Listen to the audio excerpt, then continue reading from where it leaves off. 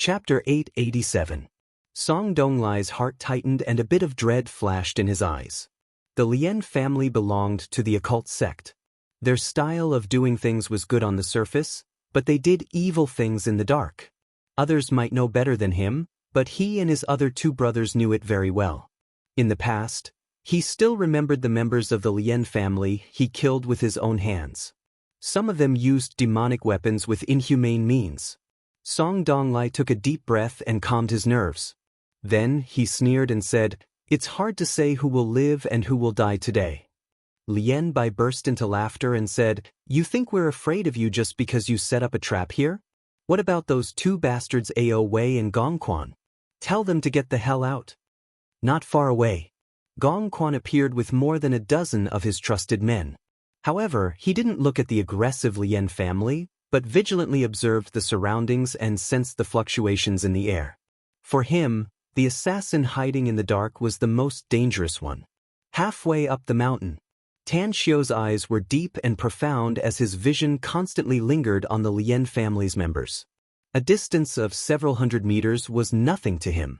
The moment the Lien family's members appeared, he suddenly felt the surrounding temperature drop a bit and a faint death aura came from the Lien family's direction. Ghost clan? Vengeful spirits? Ghost cultivators?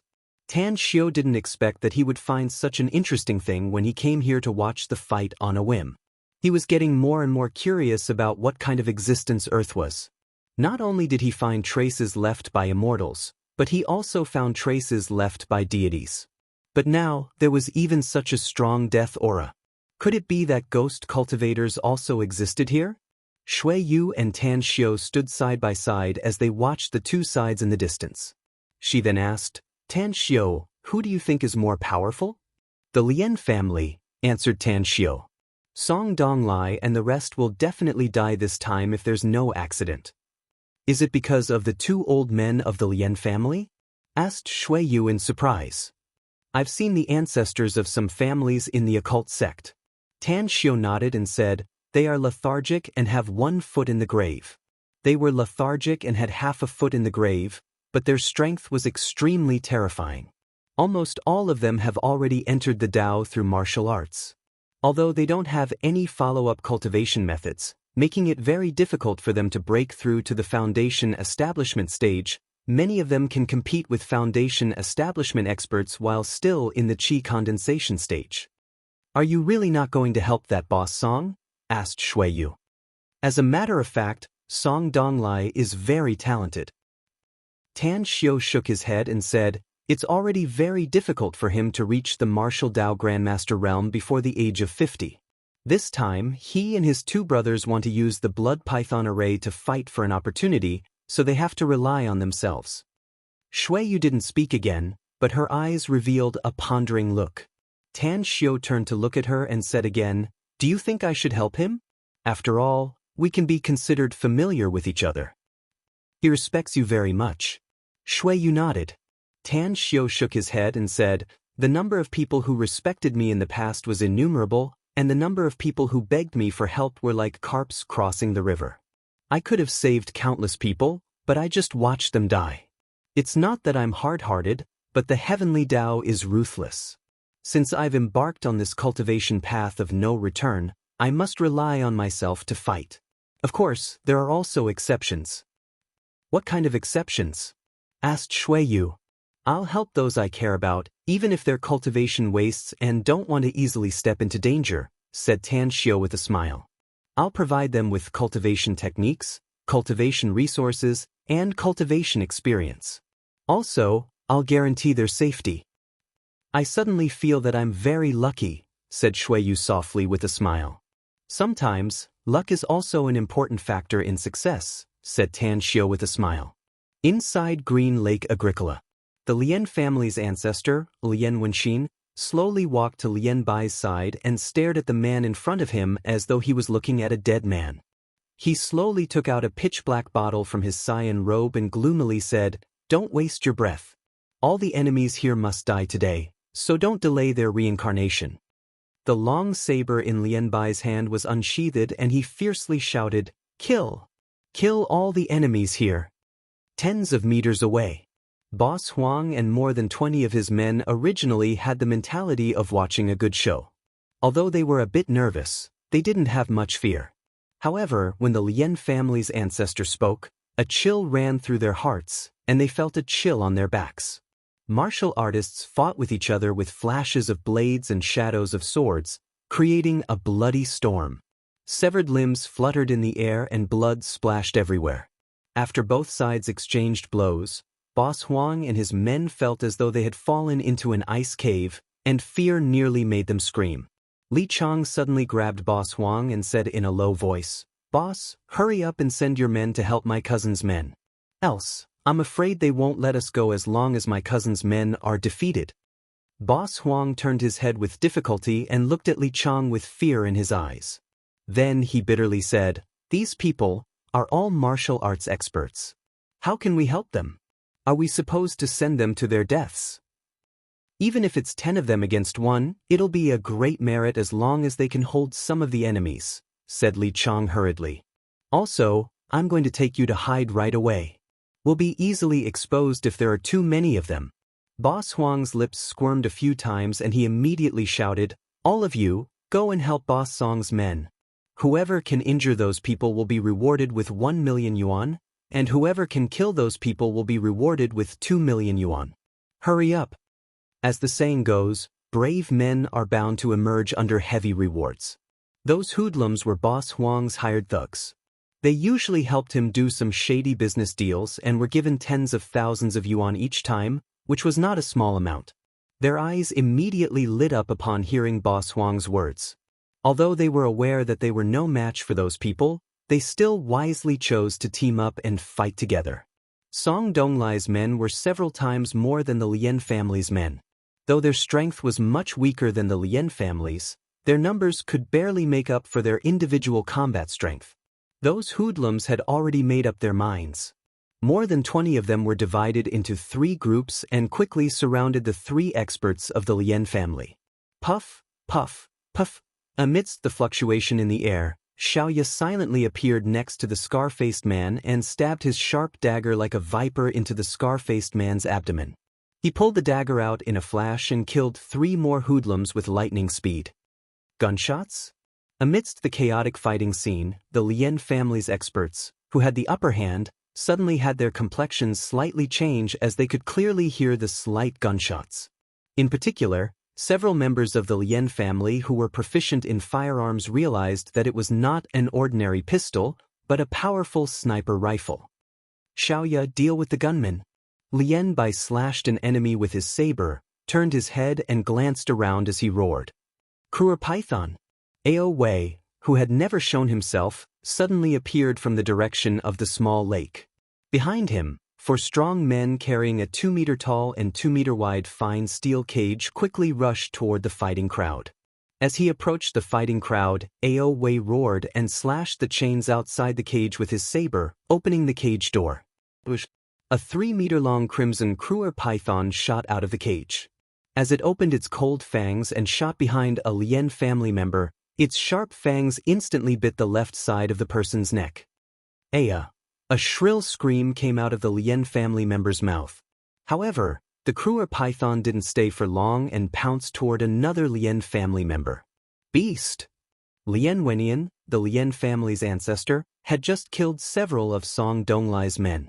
He found that the Kruer python had just appeared and killed 2 Lien family members. He immediately brandished his long sword and rushed toward the Kruer python lightning fast. He had encountered such a ferocious beast before, so he didn't fear it at all. The fight between the Kruer python and Lien Wenian caused no one else to be there. The Kruer python was very strong, stronger than all the fierce beasts Lien Wenian had ever killed. At the moment when man and beast were fighting fiercely, Lien Wenxin, who was not far away, finally opened the black bottle in his hand after killing more than a dozen people and instantly threw it into the air. Soul Suppressor, devour! Lien Wenxin soared into the air. As his roar spread in all directions, the black bottle emitted a gray weapon. At the same time, a palm-sized 9 fetuses of 100 ghost streamer instantly emerged from the black bottle and unfolded in the whistling wind, growing bigger and bigger. Halfway up the mountain, Tan Xiu's complexion drastically changed. His pupils shrunk and disbelief burst out from his eyes. The thick death chi made him instantly exhorted the unfurled 9 fetuses of 100 ghost streamer. A ghost artifact? Tan Xiu easily recognized the 9 fetuses of 100 ghost streamer because it exuded an extremely strong ghost chi and the power of wronged souls. What's a ghost artifact? Asked Shuiyu, confused. Killing intent flashed in Tan Xiu's eyes as he said in a deep voice, "It's a ghost artifact that uses human souls to go through countless cruel tortures and eventually turn them into wronged souls. Then, the ghost artifact absorbs them and turns them into a very powerful weapon. This ghost streamer has devoured at least hundreds of human souls. In fact, all of them were tortured to death and their souls were constantly tortured." "So evil?" exclaimed Shuiyu. "Isn't this the legendary fiend?" Tan Xiu nodded and said, "That's right. There's not much difference between a ghost artifact and a demonic artifact. They're just 2 forms of power, and both are evil things. This Lien family is a occult family on the surface, but I didn't expect that they actually have someone who can refine a ghost artifact. It's obvious that this family is not a good thing." "Then what should we do?" asked Shuiyu quickly. "What else can we do?" Tan Xiu coldly snorted. "I must figure out whether this ghost artifact was personally refined by the Lien family, or, damn it, I can confirm that it was refined by the Lien family. All the dead souls, even those of the Lien family, have been sucked into this ghost artifact." Having said that, Tan Xiu's figure instantly swooped down. Chapter 888. The fierce battle in Green Lake Agricola wasn't too bad for the Lien family. Only 4 or 5 people were killed and only 5 or 6 were injured. But the subordinates of Song Donglai, Ao Wei, and Gong Quan suffered heavy losses. Even if they had the advantage in numbers, their overall strength was too weak. Furthermore, Boss Huang's more than 20 thugs were just ordinary people without much combat power. Even though they were divided into 3 groups, they were still crazily slaughtered by the 3 experts of the Lien family. Except for the scar-faced big man, the others were slaughtered in just a few minutes. Hiss! The Kruger python's head was badly battered by Lien Wendian and Lien Wenxin's joint attack. Its scarlet body rolled on the ground as it attempted to escape into the lake. However, the black bottle suspended in midair continuously released a grayish-black mist with a strong suction force. Shrouded by the thin grayish-black mist, the souls of the slain humans were sucked out of their corpses and swallowed into the 9 fetuses of 100 ghost streamer. As the patriarch of the Lien family, Lien Bai's cultivation had yet to break through to a new realm, but he was still a perfected martial Dao grandmaster with formidable strength. A man wearing a bronze mask and wielding a broad and thick long saber was slashed back by him and shouted, "Who are you? Your strength is not below Song Donglai, Ao Wei, and Gong Quan. You're definitely not their subordinate. You can ask the King of Hell if you die." Han Sen's black training suit rustled as his crazy killing intent locked onto Lien Bai. The 2 men's strength was evenly matched, and after a short fight, they both felt their blood and chi churning. "You're just hiding your head and hiding your tail, huh?" Lien Bai grinned hideously. "Since you're courting death, then don't blame me for being ruthless."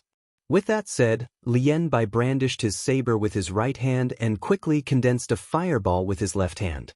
Following his powerful attack, the fireball turned into a blazing flame ribbon that whipped toward Han Sr., an ability user. Han Sen's expression drastically changed. Just as he was about to face the attack in a hurry, the air behind him rippled and a sharp dagger suddenly pierced his back. God damn it!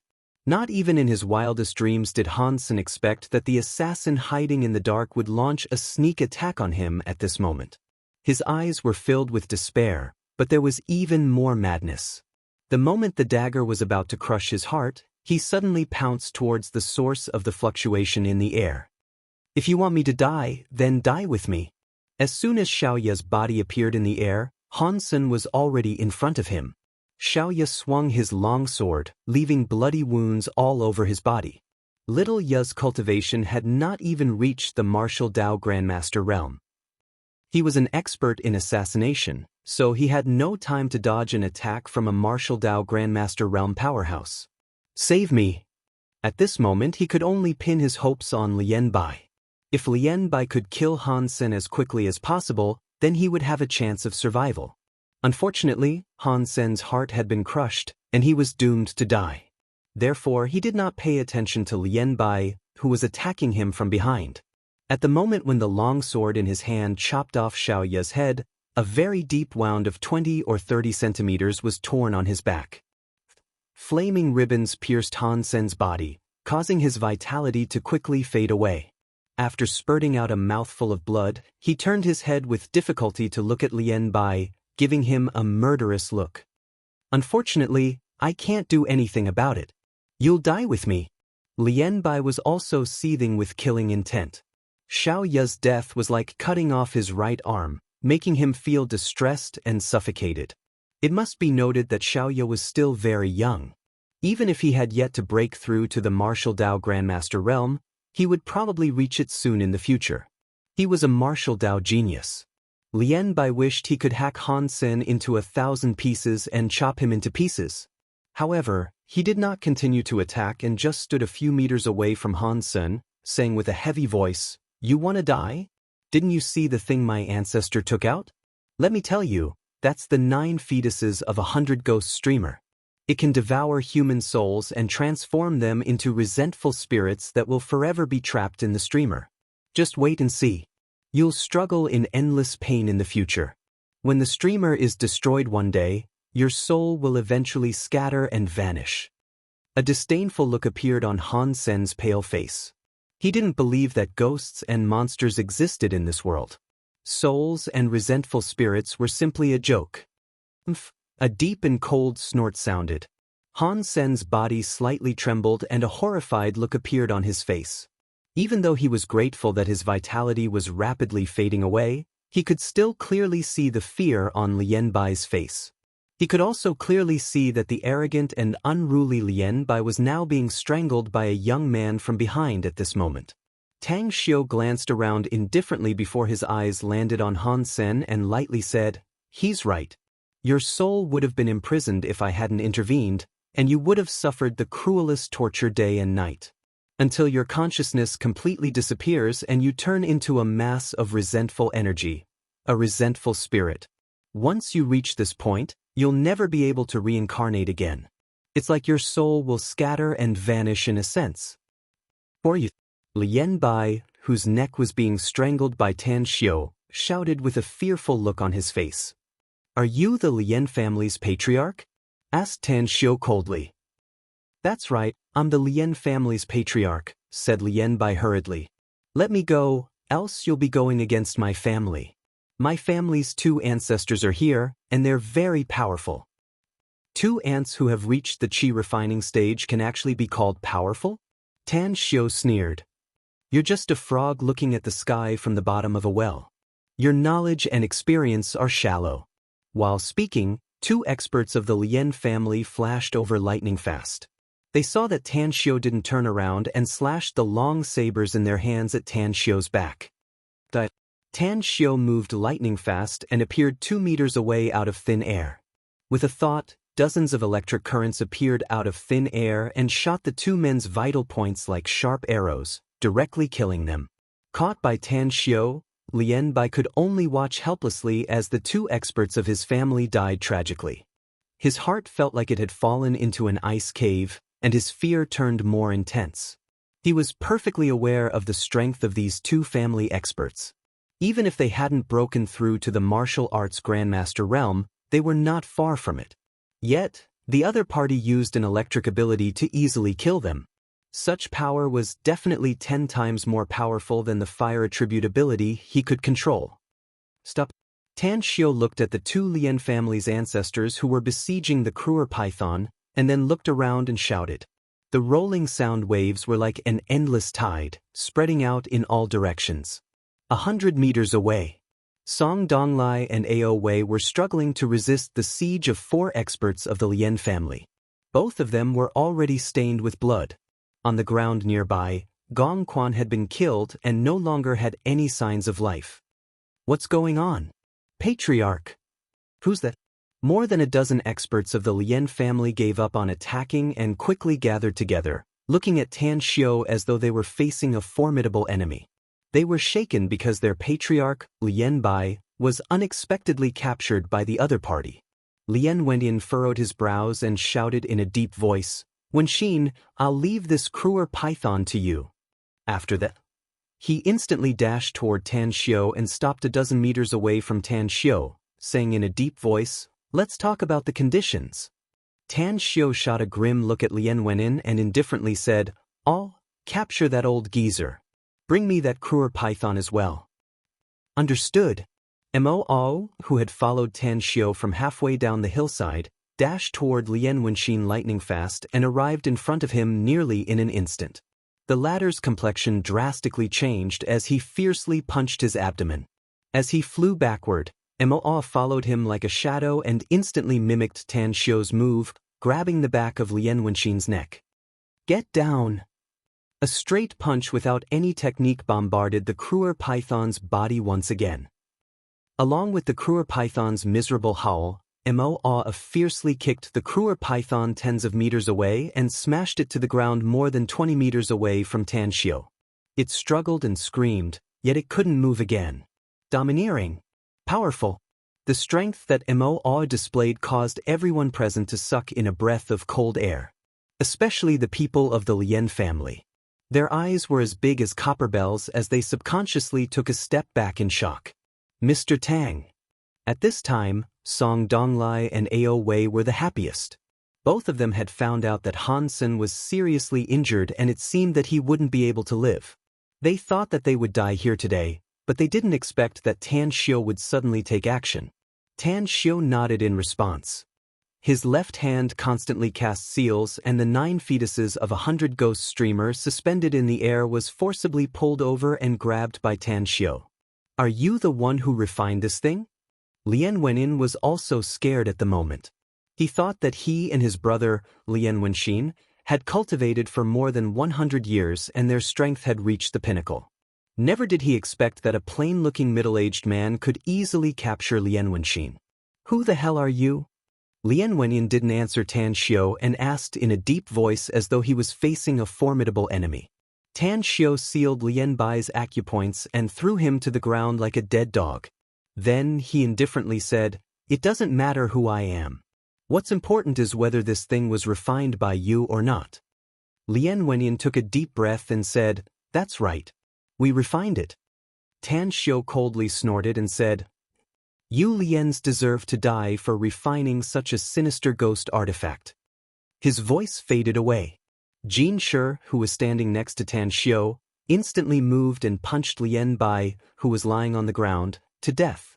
Then he glared at Lien Wenin and Lien Wenxin with a murderous look. Lien Wentian's pupils shrunk and he involuntarily exclaimed, "You dare to kill the current patriarch of my family?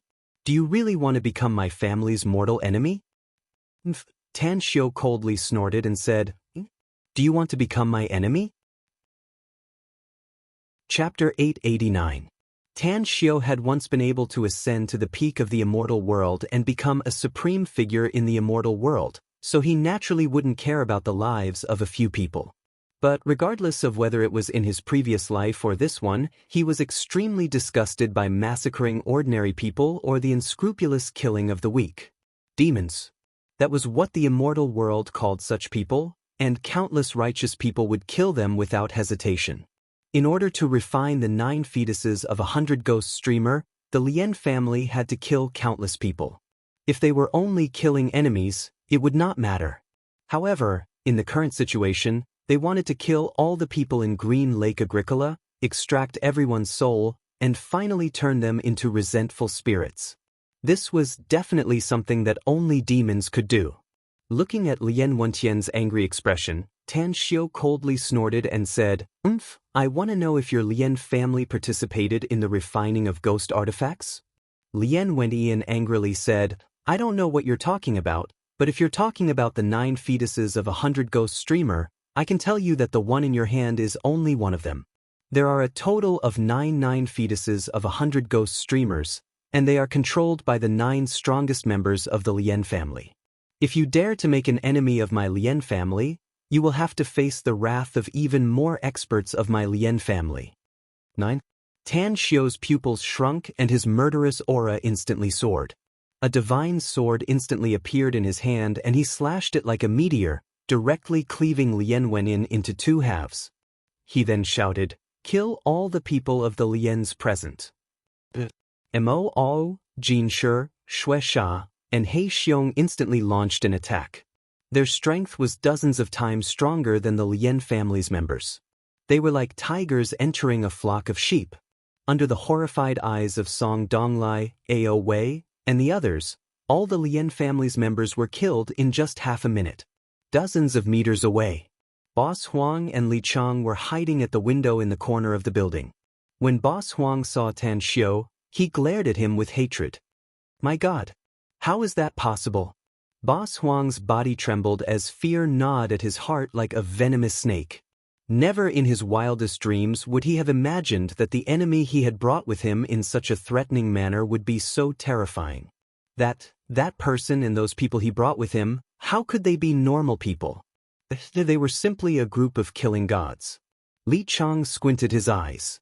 Although he was also shocked by the massacre today and the terrifying strength of Tan Xiu and Tan Xiu's men, he did not forget his mission. After noticing the fear on Boss Huang's face, he immediately grabbed his arm and comforted him softly. "Don't worry, boss. No matter what happens, I will protect you." Boss Huang's lips squirmed a few times before he lowered his voice and shouted, "You want to protect me? Why are you protecting me? Do you think you can defeat those killing gods?" "I have a grudge against that bastard who killed people." Li Chang deliberately showed a frightened look and said with a trembling voice, "What did you say? Do you have a grudge against Tan Xiu? This is bad. This is bad. He is a murderous demon." Many people knew that although he was called the young divine doctor by the people of the country, he was also an executioner who hated evil. "Oh, boss, how did you offend him?" "Little miracle doctor?" Boss Huang stared blankly and suddenly slumped to the floor. He wanted to cry but had no tears. "It's over, it's all over. No wonder I felt that he was a bit familiar the first time I saw him. The young divine doctor, Tan Xiu. Damn it. How did I provoke the magnificent Tang Corporation's big boss, Tan Xiu? There was no medicine for regret in this world.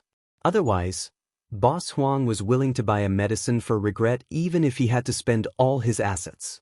He knew about Tan Xiu because he had a distant relative in Shuangqing Province's Star City. It used to be a big and famous family in Star City. It was a family that Tan Xiu had contacted many forces and eventually annihilated. Li Chang did not know about this situation. He recalled Tan Xiu's exhortation. His expression kept changing and his grip on Boss Huang's arm tightened. He firmly said, "I've chosen to be your man, boss. I'm not afraid even if the other party is a homicidal maniac. Even if I have to die today, I'll die in front of you." Boss Huang turned his head in disbelief and saw the firm expression on his face. Suddenly he felt warm inside and was moved. "Thank you." Li Chang shook his head and said, "Maybe things haven't reached the worst yet, boss. This Green Lake Agricola is owned by my cousin, and you've seen the situation outside. My cousin and the Lien family are enemies, and Tan Xiu led his men to kill them all. The enemy of my enemy is my friend. With my cousin here, I'm sure Tan Xiu will give my cousin some face." Boss Huang was as though he saw a life-saving straw. He hurriedly grabbed Li Chang's arm and said with a hurried breath, "Li Chang, Brother Chang. Big Brother can leave this place alive today, and it's all up to you. You can rest assured that I won't forget this kindness. You'll follow me in the future and I'll guarantee you prosperity and wealth." Li Chang heavily nodded and said, "Of course I chose to follow you, boss. I'm ready to sell my life to you. I may not have a bad life all these years, but I've also tasted the fickleness of human nature. No one cares about me because of my ability. Even when I worked in several companies before, I was ostracized by my peers because I was outstanding. I was even threatened by the relatives of the boss, who eventually drove me away. Only you took a fancy to my ability." Not only did you sign a contract with me so that I could earn a sum of money to treat my wife, but you also let me work in your company. This trust and kindness is something that I, Li Chang, will never forget. The way Boss Huang looked at Li Chang changed. He finally understood why Li Chang didn't give up on him even at such a dangerous time. It turned out that it was his own value that made Li Chang feel grateful to him by a freak combination of factors. This little brother was truly a man who valued friendship and righteousness. In the courtyard, Song Donglai and Ao Wei came to the front of Tan Xiu. With excitement in his eyes, Song Donglai respectfully said, "Thank you, Mr. Tang." "You don't need to thank me." Tan Xiu shook his head. The Lien family refined the 9 fetuses of a 100 ghost streamer with extremely cruel means. It's my duty to kill them for such devilish acts. I'll also kill you myself if I find out that you've also done evil deeds in the future. Mr. Tang is kind-hearted, so will never do such despicable things, said Song Donglai sincerely. If it wasn't for your intervention today, I'm afraid that all of us would have been killed by the Lien family's experts. We'll always keep this kindness in mind. Please don't hesitate to ask us if you need our help in the future. Where's the Lien family's land? Asked Tan Xiu with a smile. Ning City, Haiqing Province, answered Song Donglai. Tan Xiu nodded in response. He then flipped his hand and took out a cultivation manual. After throwing it to Song Donglai, he said, "Tell me, how many of you want to cultivate?" Song Donglai stared blankly for a moment. He was surprised to see Tan Xiu take out a manual like a magic trick. However, when he opened the manual and looked at it, a look of ecstasy immediately appeared in his eyes as he said, "For 2. Tan Xiu turned his head to look around and asked, "2 died?" The joy on Song Donglai's face faded after hearing it and was replaced with a bit of pain. He nodded and said, "Gong Quan is dead, so I'm afraid that Han Sen, the one we invited, won't be able to live either." Tan Xiu looked at Han Sen, whose body was on the verge of collapsing but never fell. Then he suddenly asked, "If you're given a chance to live, will you say goodbye to your past?" Han Sen felt very dizzy at this time, but he was still conscious and tried his best to listen to Tan Xiu's words. His character was neither good nor evil, and he always behaved according to his mood. Therefore, he didn't like Tan Xiu's good-natured character. "I only have tomorrow, no past." Tan Xiu squinted his eyes and looked at Song Donglai, asking, "What does he mean by that?" Song Donglai forced a wry smile and said, "Brother Han is a traitor of the Han family, an anomaly of the family. He was expelled by the Han family many years ago. Ao Wei told me that he has always been a loner." Tan Xiu suddenly understood. His figure flashed and appeared in front of Han Senator. A jade bottle appeared in his hand as he poured out a holy healing pill from it and stuffed it into Han Sen's mouth, saying, "If I'm not mistaken, your heart has been pierced and the injuries on your body are also very serious. But I'll give you your life, and your life belongs to me from now on." A sneer appeared on Han Sen's face. He was well aware of his situation. His heart had been pierced, and even if Bien Ke or Hua Tuo were to be reborn, none of them would be able to save him. Therefore, Tan Xiu's words were simply, "What?" The sneer on Han Sen's face froze. The holy healing pill had only been in his mouth for a few seconds before it turned into a torrent that flowed down his throat and into his chest, abdomen, and finally turned into countless scalding hot streams that swept through his whole body. "Sit cross-legged and circulate your true qi according to your previous cultivation method," said Tan Xiu in a deep voice. Han Sen's body trembled and he sat cross-legged without hesitation. Tan Xiu shifted to Song Donglai and lightly said, "Gong Quan is dead, so only you and Ao Wei need this cultivation art. Remember my words, after memorizing the contents of this cultivation method, immediately burn it.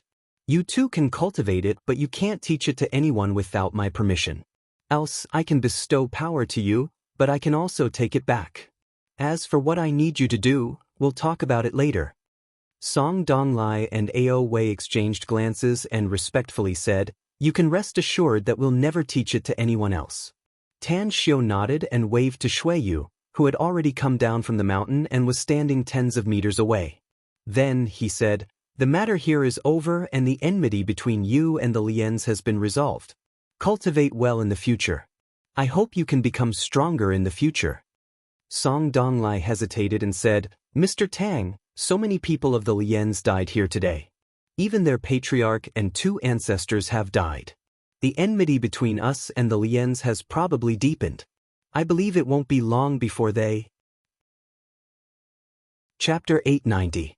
Inwardly, Tan Xiao had already sentenced the Lien family to death, but he didn't know much about this family. After quietly pondering for a moment, he said, Can you investigate the Lien family clearly if I ask you to help me investigate them? How long will it take? Song Donglai and Ao Wei exchanged dismayed glances. They had a vague feeling that Tan Xiao wanted to move against the Lien family. This feeling caused the 2 of them to immediately reveal expressions of pleasant surprise. We can give you all the information about the Lien family in 3 days at most, said Song Donglai. That's right. 3 days is enough. Ao Wei nodded. The 3 of us have been guarding against the Lien family all these years and secretly collected a lot of information about them. However, we never expected that the Lien family would actually have a hidden force. How did the ancestors of the Lien family survive until now? Tan Xiao thought for a while and then said, Well, I'll give you 3 days. I want to see the detailed information about the Lien family within 3 days. Keep in mind that the more detailed the information you give me, the more thoroughly the Lien family will be eradicated. You're all enemies of the Lien family, so you don't want to leave any worries behind, do you? No problem, replied Song Donglai in a deep voice. Tang Xiao nodded in response. As he was about to leave, he suddenly recalled something and said, I need Boss Huang to trust Li Chang completely. He must even regard Li Chang as his benefactor and confidant. Tell me, how should I cooperate with him? Asked Song Donglai with a strange expression. I'll scare him. You act according to the circumstances, said Tan Xiao with a faint smile. All right. Although Song Donglai wanted to seize the time to use the blood python array to break through his cultivation, he still agreed to Tan Xiao's request. Tan Xiao turned around and looked at the direction where Li Chang and Boss Huang were hiding. Then he shouted, Fatty Huang, get the fuck out here if you're still alive. Else, I'll tear you to pieces. In the distance, Boss Huang shuddered violently. He didn't expect that Tan Xiao would hold a grudge and even knew that he was hiding here. In a flash, he reached out to grab Li Chang and begged, Brother Qiangzi, you have to let your cousin save me. As long as you can save me, you will be my greatest benefactor in this life. Li Chang secretly laughed in his heart, but his face remained calm as he said, Boss, since you regard me as a brother, then I will naturally save you. Risking my life for my brother is my bottom line. But are we really going out? You don't want to go out? If we don't take the initiative to go out, once he finds us, I'm afraid we really won't have any hope of surviving. Saying, he slowly walked out of the corner and appeared in Tan Xiao's line of sight. With a face full of fear, he trotted to Tan Xiao's front, bowed, and said with a smile, Hello, Brother Tang. I'm Huang Bingren, the one you've subdued before. Alas, I didn't know it was you before, so I said some ungrateful words in front of you out of vanity. You're a magnanimous man, so please don't stoop to the level of a nobody like me. Tan Xiao laughed inwardly, but his face was as cold as frost. He coldly snorted and said, Now you know fear? Now you know fear? You brought those hoodlums to follow me here. Are you here to retaliate? No. We really don't have any intention to retaliate against you, said Boss Huang while gasping. We came here mainly to help Boss Song deal with the enemies. Am I right, Boss Song? Li Chang also quickly said, Cousin, you have to say some good words for my boss. We really came here to help you. Song Donglai hesitated for a moment before he let out a dry smile and said, About this, they did come to help me, Mr. Tang. It's just that I didn't expect that the Lien family would send so many powerful enemies, causing Boss Huang's men to be killed except for that scar-faced man. Tan Xiao's expression eased a lot, but he still said, Those who have offended me deserve to die. Even if you didn't come here to retaliate against me, I'll still kill you if I bump into you. In any case, I've already killed a lot of people today, so it doesn't matter if you die or not. but you can rest assured that someone will burn Joss paper money for you on this day next year. Plop, Boss Huang's complexion drastically changed. He instantly knelt on the floor and begged, "Brother Tang, Ancestor Tang, please spare me. I have an 80-year-old mother and the daughter who hasn't married yet. Please be kind and spare my lowly life. I promise that I'll definitely worship you as a bodhisattva in the future. I'll go through water and tread on fire to do whatever you want me to do. You deserve to die." Tan Xiu raised the longsword in his hand and was about to slash down. Li Chang instantly stood in front of Boss Huang and begged, "Sir Tang, please spare my boss.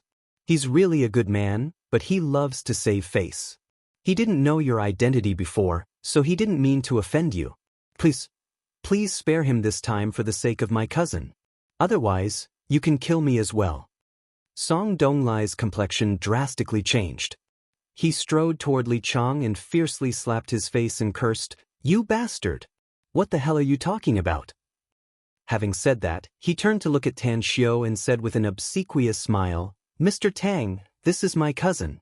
He's young and insensible, so please don't stoop to his level. Can you be magnanimous and spare them this once for my sake?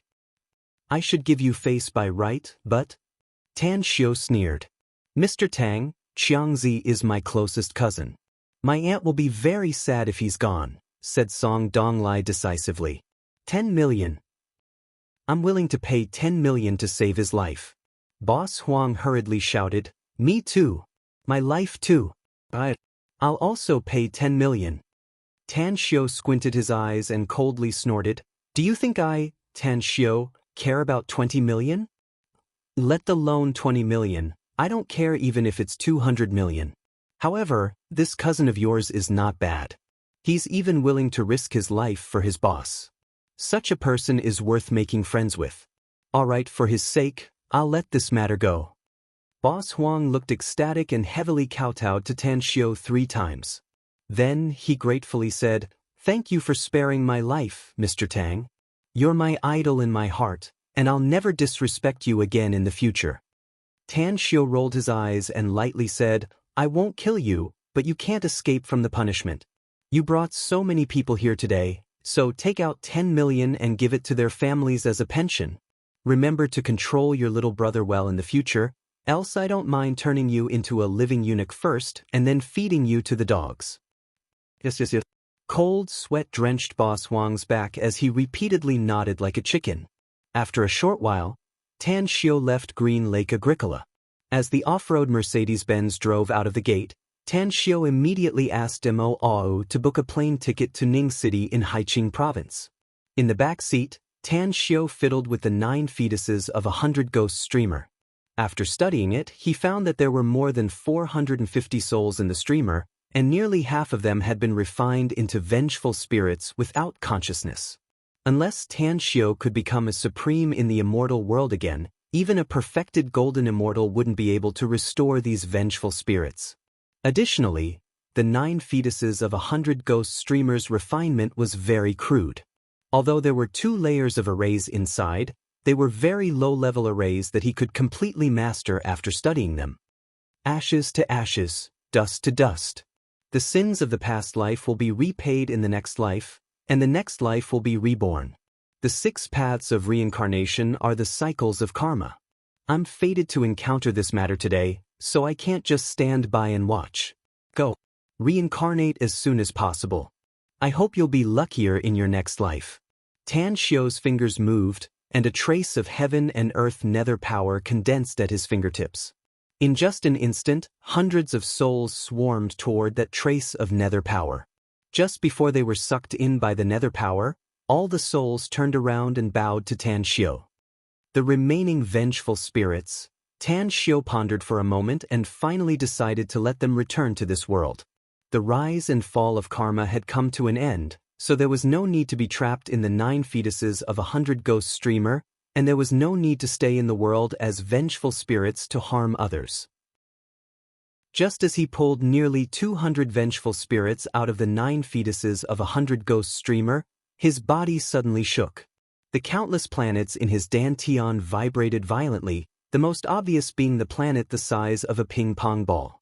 It emitted a strong suction force, directly sucking those vengeful spirits into Tan Xiu's dantian and then devouring them all. Buzz. Tan Xiu could clearly see that the planet, which was originally the size of a ping-pong ball, had actually grown a size larger. The vibration only lasted for more than 10 seconds before it returned to calmness. What's going on? Tan Xiu looked at the completely dimmed 9 fetuses of 100 ghost streamer in his hand and observed the planet in his dantian. It took him a long while to sober up from the shock.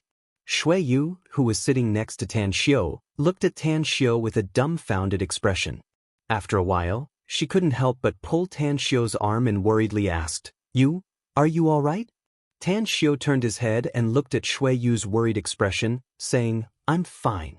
Still a bit worried, Shui Yu said, "I just saw countless wisps of black smoke drilling into your body, so I thought that this 9 fetuses of 100 ghost streamer might be harmful.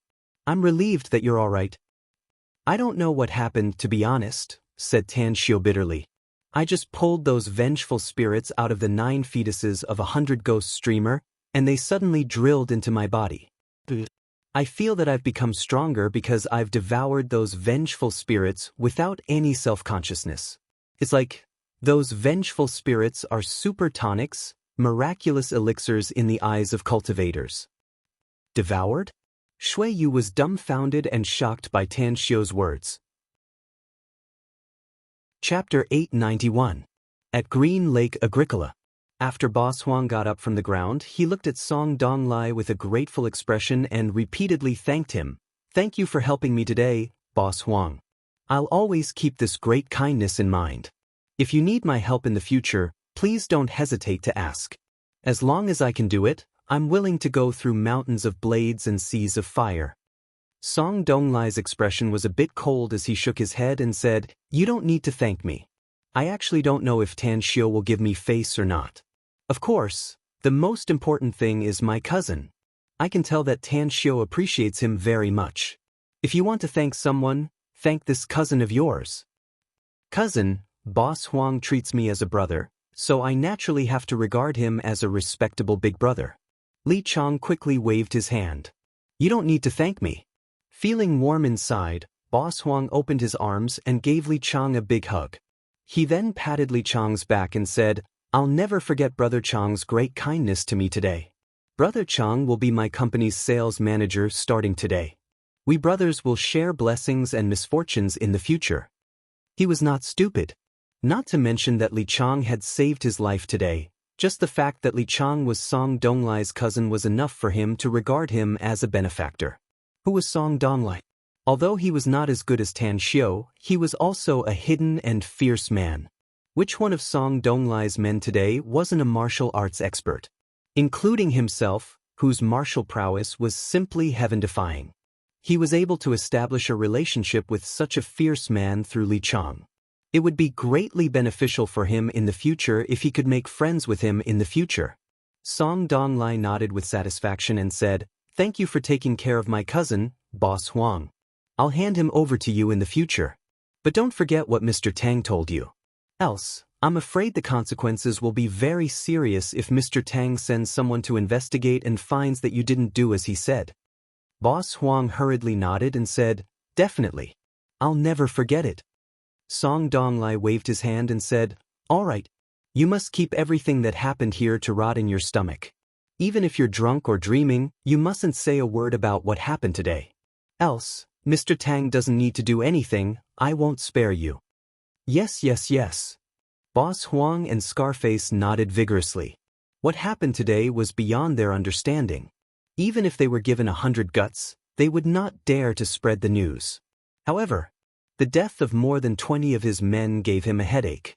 It was not a problem for him to take out 10 million yuan, but how was he going to explain it to the families of his subordinates? Li Chang seemed to have seen through Boss Huang's mind, so he lowered his voice and said, "Boss, we can say that we found out that they got into a car accident together, and we can even fake the scene of the accident. The car exploded and burned, and their bodies were charred." Boss Huang's eyes lit up. He gave Li Chang a thumbs up and praised, "That's a great idea. You're really my lucky star, Xiangzi. With you around in the future, I can be at ease about the company's affairs. Work hard. As long as you have the ability, you will be the deputy general manager of our company in the future. Li Chang deliberately revealed a pleasantly surprised expression and nodded heavily. Half an hour later, the bodies of more than 20 of Boss Wang's men were quietly transported out. Fearing that something might go wrong, Song Donglai also sent several capable assistants to help him. By the lake, Song Donglai and Ao Wei were sitting cross-legged, facing the sparkling lake. The severely injured Kruer python weakly lay on the lakeside, looking up at Ao Wei with an expectant look in its eyes.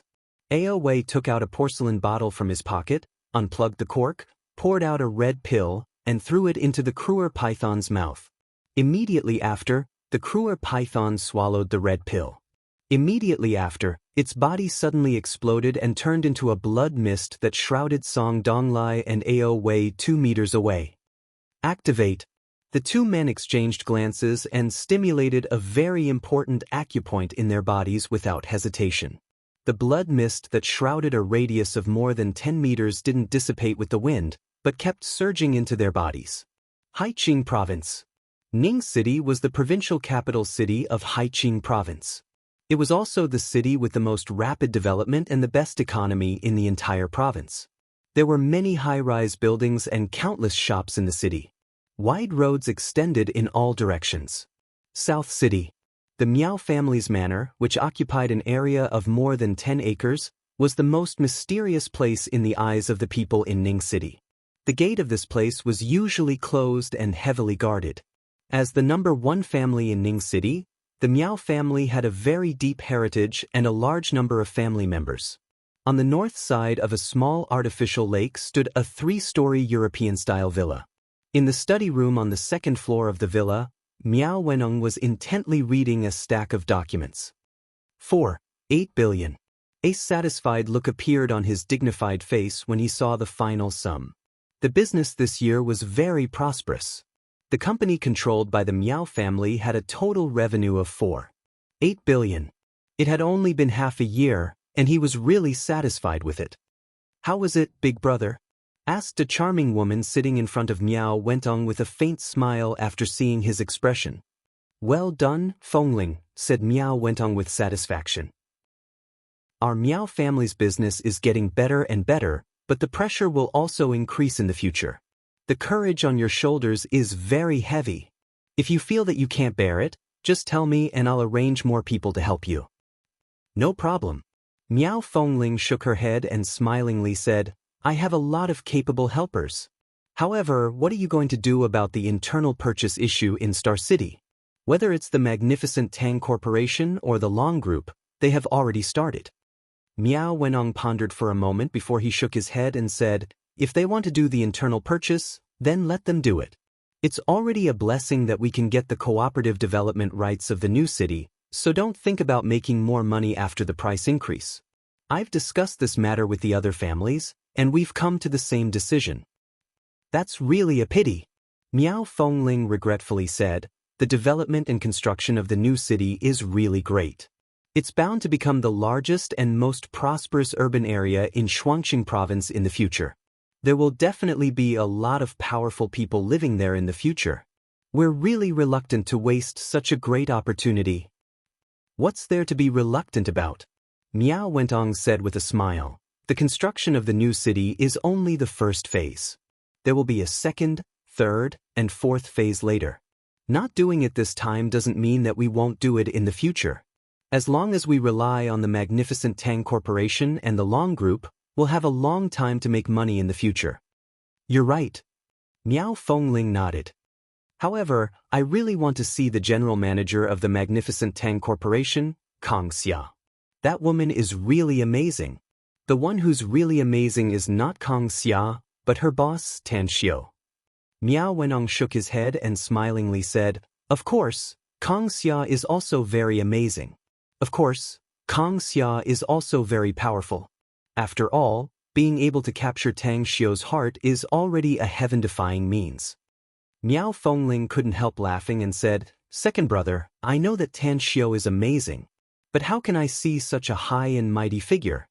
Ring, ring, Ring. Miao Wentong's mobile phone on the table rang. When he picked it up and looked at it, a strange expression immediately appeared on his face as he said, "Sometimes, this person is really unbearable. Speak of the devil and he's calling me. It's Tan Xiu's call. I'll answer it first." After saying that, after pressing the answer button, he smilingly said, "Brother Tang, how come you suddenly remembered to call me?" "Brother Miao, there's something I need to do in Ning City. Are you there?" Tan Xiu said. "If so, how about having a few drinks?" Miao Wenong abruptly got up and excitedly said, "You're in Ning City? That's great. Tell me where you are and I'll pick you up immediately." "I just got off the plane and am still at the airport," Tan Xiu said with a smile. "Wait for me there. I'll catch up at once," said Miao Wenong without hesitation. "Just tell me the place directly, Brother Miao," said Tan Xiu. "I'll go there directly. It'll save me some time." Miao Wenong thought for a while and nodded. "All right, you go directly to the Miao family in South City. If you take a taxi, just tell the driver directly. There are only a few people in Ning City who don't know where the Miao family is." "Wait for me there," said Tan Xiu with a smile. After hanging up, Miao Wenong looked up at his younger sister, Miao Fengling, and excitedly said, "Tan Xiu has come to Ning City. Fengling, immediately arrange for the best guest room in our Miao family's manor and follow me to the gate to greet him." Miao Fengling hurriedly got up and ran outside after replying. Half an hour later, Miao Wentong, along with Miao Fengling and all the core members of the Miao family's manor, appeared at the entrance of the manor. The 6 security guards who were standing guard at the entrance of the villa all revealed a look of shock. While Miao Wentong and the other high-ranking members of the family were not paying attention, the security guards whispered to each other. "What happened? Why is there such a big movement in the family today?"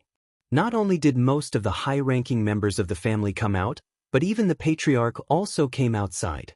"It seems like he's waiting for some big shot. It can't be wrong. I'm afraid something big is about to happen to our Miao family. Who the hell is it? To think that it's worthy for our patriarch to personally come out to greet him? Even if it's the leader of our Haiqing province, there's no need to mobilize so many people, no? We'll know later." Time fleeted by. 10 minutes passed by, yet none of Miao Wentong and the other members of the Miao family became impatient. Instead, several high-ranking members of the Miao family rushed back from the outside and joined the waiting. Such a situation made the Miao family security guards even more shocked. "Big brother, how long will Tan Xiu need?" Miao Fengling stood beside Miao Wentong and asked in a low voice. "It should take about 50 minutes from the airport to here," said Miao Wentong. "More than 40 minutes have passed, so he should be arriving soon." Chapter 892. On the wide and flat road, 2 taxis quickly headed toward the Miao family's manor. In the front taxi, the fat driver glanced at Tan Xiu and Shui Yu through the rearview mirror. After turning down the music in the car, he let out a hollow smile and said, "We're about to reach the road outside the Miao family's manor. I'll drop you off at the crossroads. You only need to walk for about a kilometer to reach the gate of the Miao family's manor." Tan Xiu raised his eyelids and said, "Take us directly to the gate of the Miao family's manor." The fat driver forced a smile and said, "It's not that I don't want to take you there, little brother. The road outside the gate of the Miao family's manor is off-limits to outside cars. Anyone with a bit of common sense in Ning City knows about this matter." "Are the Miao family bandits?" asked Tan Xiu with a strange expression. "Why are they blocking the road?"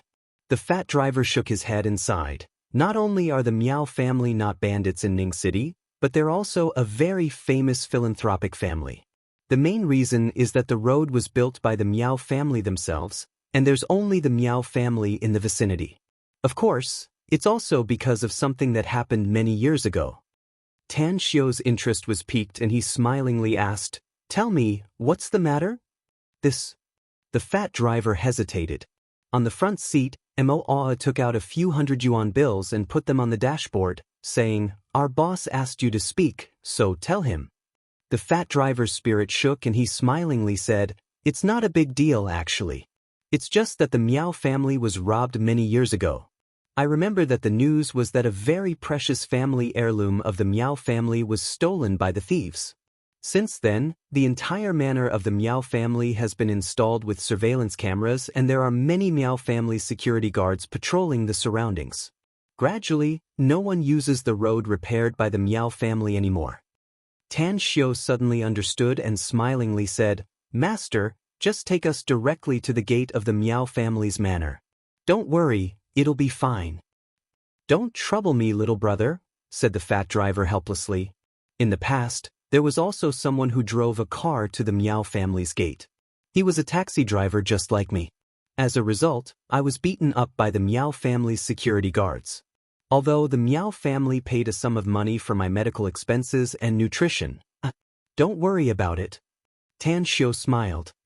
"I'll smash their gate if the Meow family's security guards dare to touch you." I'm just joking. Actually, I'm Miao Wentong's friend. He knew we were coming. I also told him that I would take a taxi to the Meow family's house. The fat driver forced a smile and said, "Please don't joke with me, little brother. Miao Wentong is the head of the Meow family and the big boss of the Meow group. He's the person with the highest status in the Meow family. You and him." No, don't misunderstand, little brother. I'm not looking down on you. It's just that I drove the car to the entrance of the Meow family's villa. It's not a joke. You just let me go." Tan Xiu's brows raised. After noticing Tan Xiu's expression, Mo, who was sitting on the front seat, instantly grabbed a dagger and put it on the fat driver's neck. Then he coldly said, "My boss told you to drive there, so you drove there. Else, the Meow family security guards don't need to do anything to you. I can kill you myself." The fat driver shivered and hurriedly nodded. Yes. Can you take the dagger away? I'll go." Mo coldly snorted and took back the dagger. The fat driver glanced at Tan Xiu again through the rearview mirror and secretly despised him. Although he knew that Tan Xiu seemed to have brought several bodyguards with him this time, but what kind of existence was the Meow family? It was the biggest and strongest family in Haiqing province. Did a young man like him really think he had a lot of face?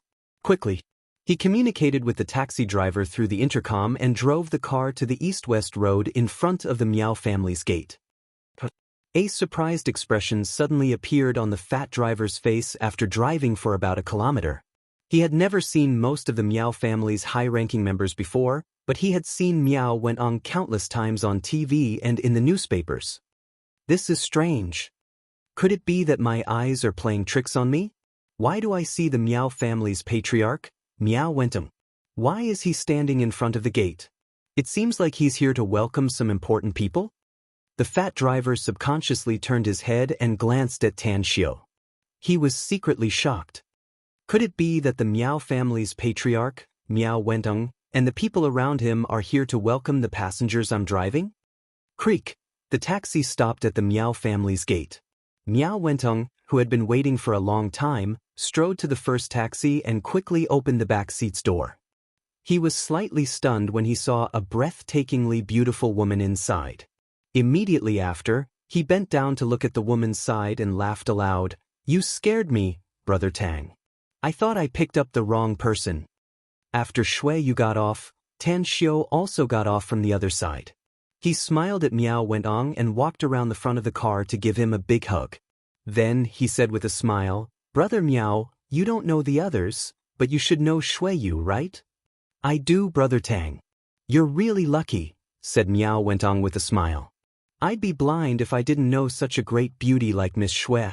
"Miss Shui? No, I should call her sister-in-law." Shui Yu nodded with a smile. Tan Xiu glanced at the Miao family's gate about a dozen meters away and forced a wry smile. "Brother Miao, I wouldn't have greeted you in advance if I knew you would make such a big scene. We're brothers, so there's no need to make such a big scene. You can't blame me for this." Miao Wentong's smile was particularly bright. "You can only blame yourself for having such a resounding reputation, Brother Tang. The other Miao family members are all eager to see you. I just told my sister to clean up the guest room, but who knew that everyone would come here after hearing about it?" Tan Xiu shook his head with a smile. Suddenly, he seemed to recall something and looked at the dumbfounded and shocked fat driver who got off the driver's seat. He then said with a smile, "Brother Meow, let's make it clear that this driver didn't take the initiative to pull us to your gate. It was Ao who put a dagger on his neck, so he had no choice but to drive here. You have to tell your security guards not to beat him up." Miao Wentong stared blankly and immediately forced a wry smile. Since when did my Miao family have such a fierce reputation that even taxi drivers don't dare to come here? Damn, I've really lost my face in front of Brother Tang. Don't worry, I'll definitely tell him. Tan Xiao let out a faint smile as he looked at the fat driver and said, "Master, I was a bit too aggressive before. Please forgive me." The fat driver shuddered violently and shook his head like a rattle drum. He hurriedly said, "No, no, no. No need, no need. You're Virtuous Meow's honored guest, so you're also our Ning City's honored guest. But I can't accept your money." After saying that, he turned around and was about to go back to the car to get the money. "You deserve it, master," said Tan Xiao with a smile. "All right, we've arrived, so you can go and do your business." Not far away, many security guards of the Miao family gathered together. They were shocked and speechless when their patriarch, Miao Weneng, personally opened the car door for Tan Xiao. After the exchange between Miao Wentong and Tan Xiao, they could feel that their patriarch seemed to be showing goodwill to the other party. No, it should be said that he was fawning on him. After coming back to their senses, they gathered together and whispered, "Who is he? To think that he has such a face to make our patriarch personally open the car door for him? Which great god is this? He looks so young, but why do I feel that he's a bit familiar? I'm afraid I'll wake up laughing in my dreams if the patriarch personally opens the car door for me." This honored guest's background is definitely very powerful. Soon after, under Miao Wentong's introduction, Tan Xiao got to know the core members of the Miao family and entered the Miao family manor under their hospitality. "Brother Tang, why do I see one of your men looking injured?" Miao Weneng asked in a low voice as he walked side by side with Tan Xiao. Tan Xiao smiled and said, "I just received a subordinate. He's indeed injured." "What happened?" Miao Wentong was confused. "I do have an important matter to deal with in Ning City this time," said Tan Xiao with a light smile. "His injury is related to my purpose of coming here. Let's go inside first." Miao Wentong immediately nodded. Inside the manor, there was an orderly arrangement of villas. Among them, the Miao family had a VIP building with the highest grade. Miao Wentong, Miao Fengling, Tang Xiao, and Shui Yu were sitting in the living room on the second floor. As refreshments, fruits, and fragrant tea were served, the attendants quickly left. "What's the situation, Brother Tang?" asked Miao Wentong with a smile. Tan Xiao didn't mention the purpose of his visit and asked instead, "Brother Miao, as far as I know, there's an occult family in Ning City, the Lien family, right?" Miao Wentong's expression moved and he nodded. "That's right. The Lien family is indeed in Ning City. Could it be that your visit this time is related to them?" "It's not related to them. I'm here because of them," said Tan Xiao. "Brother Tang, we're all on the same side, so I won't beat around the bush with you. I want to ask you, how much do you know about the Lien family?" Miao Wenong pondered for a moment and then said, "The Lien family is a big family in Ning City with a very deep heritage. To be honest, though my family is known as the #1 family in Haiqing province and even the #1 family in Ning City, there's still a gap between us and the Lien family in terms of heritage. The Lien family has been operating in Ning City for hundreds of years. Outsiders may not know about it, but I'm crystal clear about it. The Lien family is very strange, and even I don't want to provoke them." "Two tigers on the same mountain?" Tan Xiao squinted his eyes. "I understand what you mean." Miao Wentong sighed. "That's why I find it strange. It's reasonable to say that my family is very powerful in Ning City and shouldn't coexist with such a powerful family like the Lien family in Ning City. But this kind of thing has happened for hundreds of years. Moreover, we've been getting along well with each other and no one is hostile to each other." Chapter 893. Interesting. Tan Xiao let out a faint smile upon hearing it. "That's not all." Miao Wentong forced a wry smile. The Lien family has been very low-key all these years, to the point that it's abnormal. I once tried to send someone to investigate the situation of the Lien family, but guess what happened? The people I sent were like stones sinking into the sea, without any news. In the end, they were never seen alive, and their corpses were never found. Have you figured out the situation of the Lien family? Asked Tan Xiu calmly.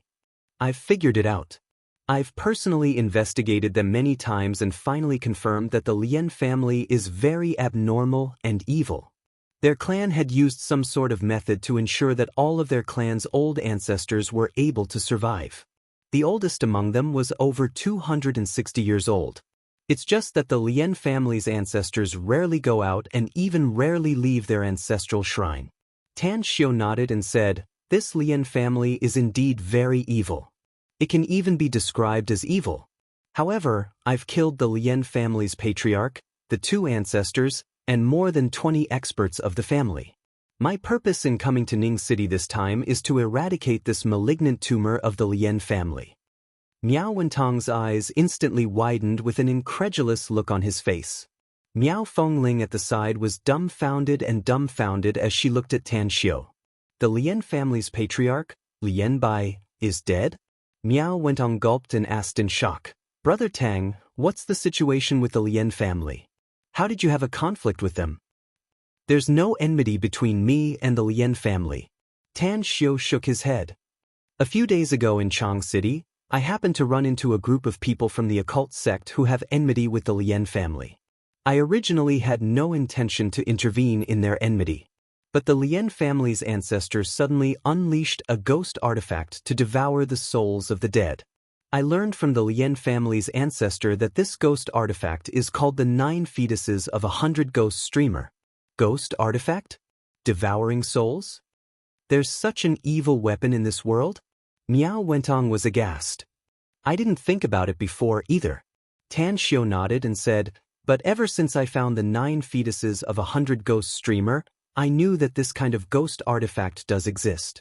In order to successfully refine a 9 fetters of 100 ghost spanner, it should need to devour 770,490 souls, and then torture these souls for many years, finally causing these souls to become muddle-headed resentful spirits, which are energy filled with resentment.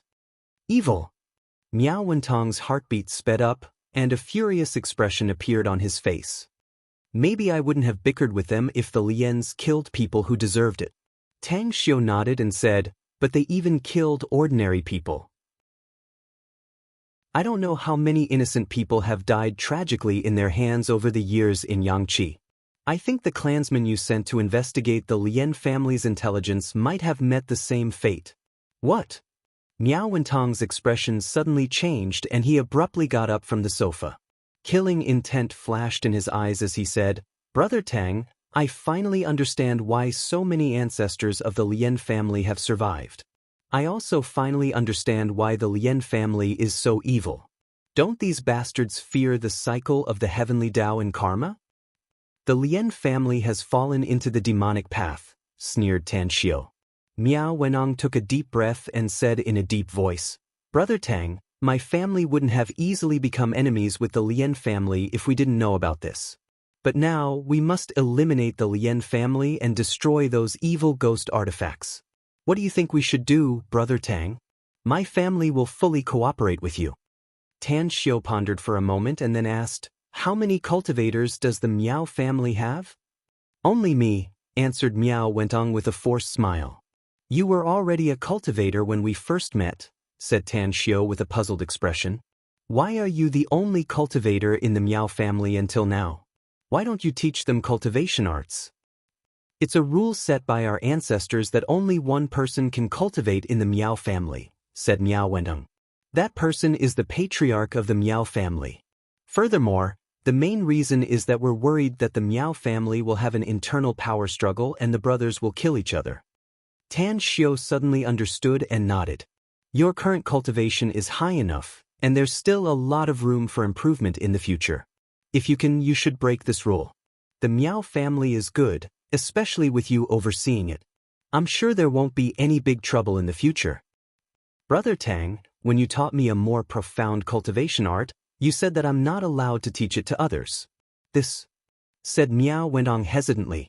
I didn't know the nature of your Miao family before, so I naturally didn't want a large number of cultivators to appear, said Tan Xiu. I've changed my mind now, but my original intention is still the same. You can teach it to your Miao family's members with good aptitude and character, but not too many. You must know that you'll need a huge amount of cultivation resources when your cultivation reaches a certain level in the future. I'm afraid it'll be difficult for your Miao family to support 10 cultivators with profound cultivation with the current wealth you have. Miao Wentong's expression slightly changed. He pondered for a while and then said, Since you said so, then I'll choose some good members of your family later and teach them cultivation arts. I can change the rules left by our ancestors, but I'll also make a new rule. The number of cultivators in my Miao family must not exceed 10. How about we go to the Lien family tonight? Tan Xiu nodded approvingly. Are we going to attack the Lien family directly? Asked Miao Wentong with a moved expression. Know the enemy and know yourself, and you'll be victorious in every battle. Tan Xiu shook his head. I may have absolute confidence in myself, but there have been many people in this world who have failed miserably. Hence, we're just going to investigate in secret tonight and figure out the Lien family's real strength before we act. Miao Wentong sighed and said, Brother Tang, your character is simply terrifying. Miao Wentong sighed. If I had your terrifying strength and so many powerhouses as your subordinates, I'm afraid I would have long become unbridled. No problem. Let's go to the Lien family tonight. It's better to be safe than sorry, said Tan Xiu with a smile.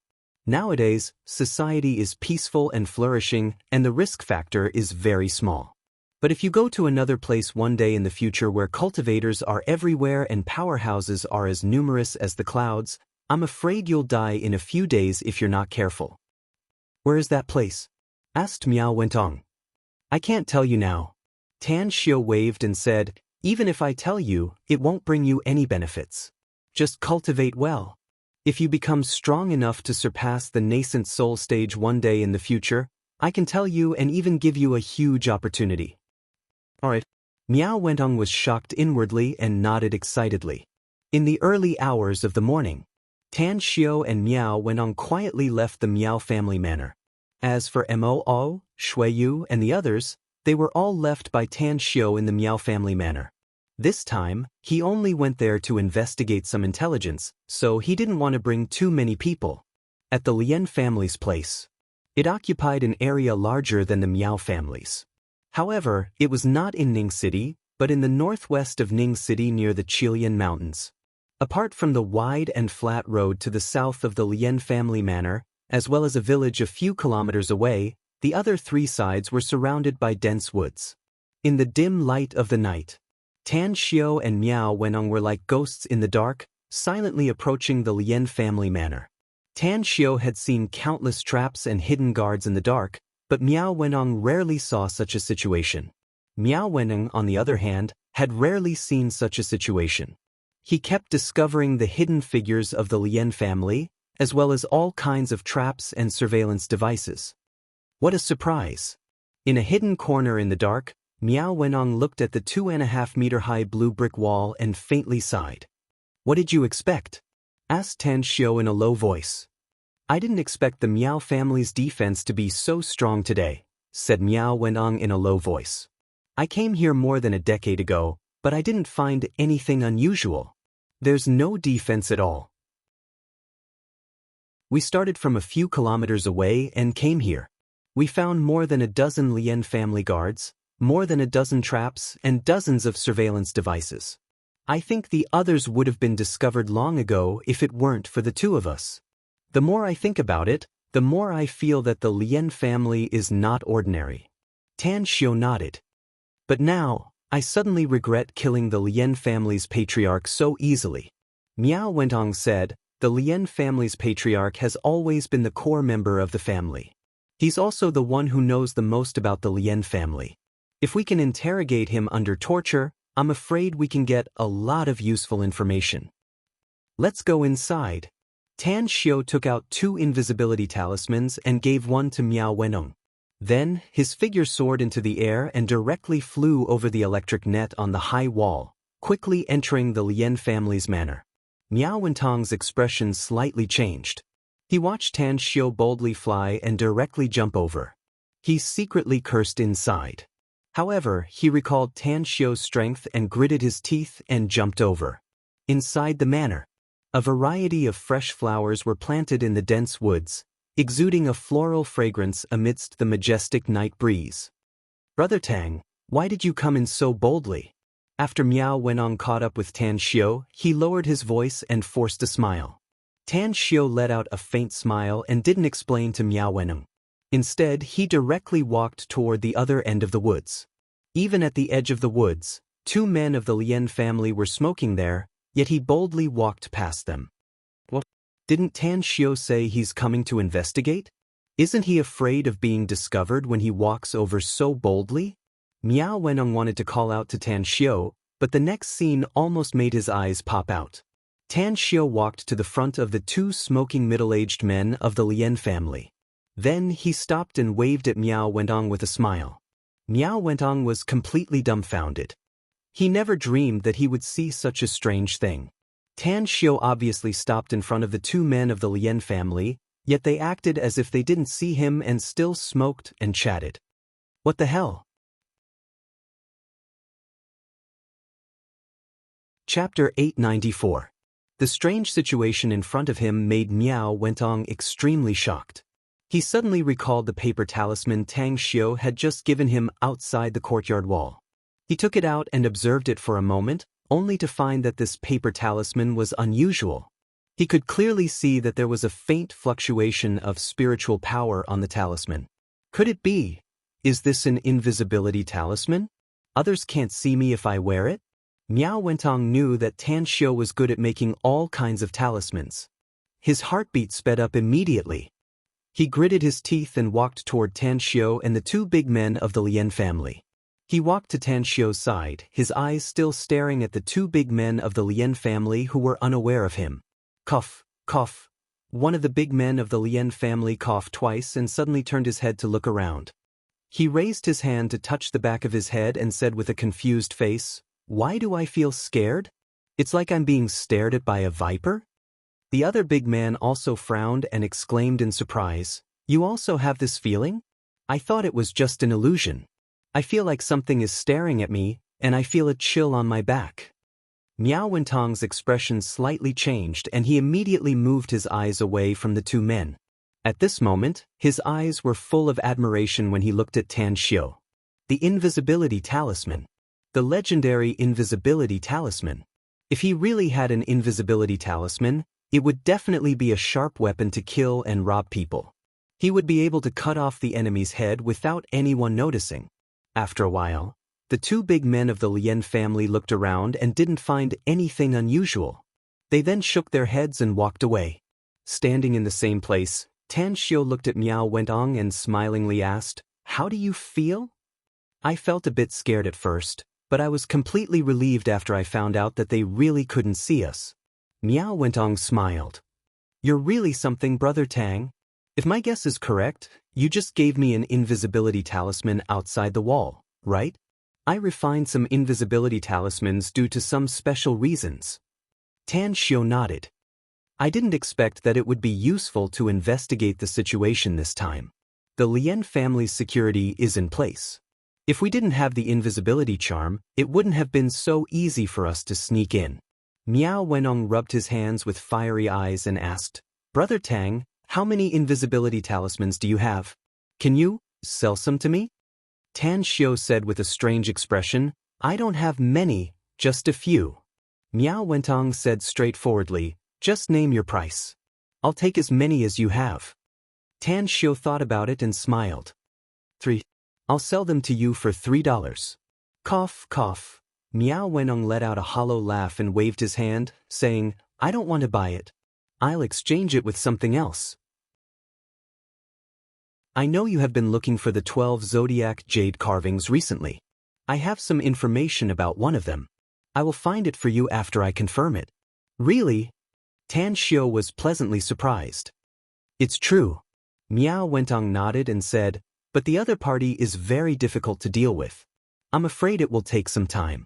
Alright, let's not talk about this first. Since we have the invisibility charm, let's continue to explore the situation inside. No matter what, we must figure out what's going on with the Lien family tonight. Suppressing the excitement inside, Tan Xiao nodded and glanced toward the depths of the Lien family's manor. He then whispered, "Try not to make any noise.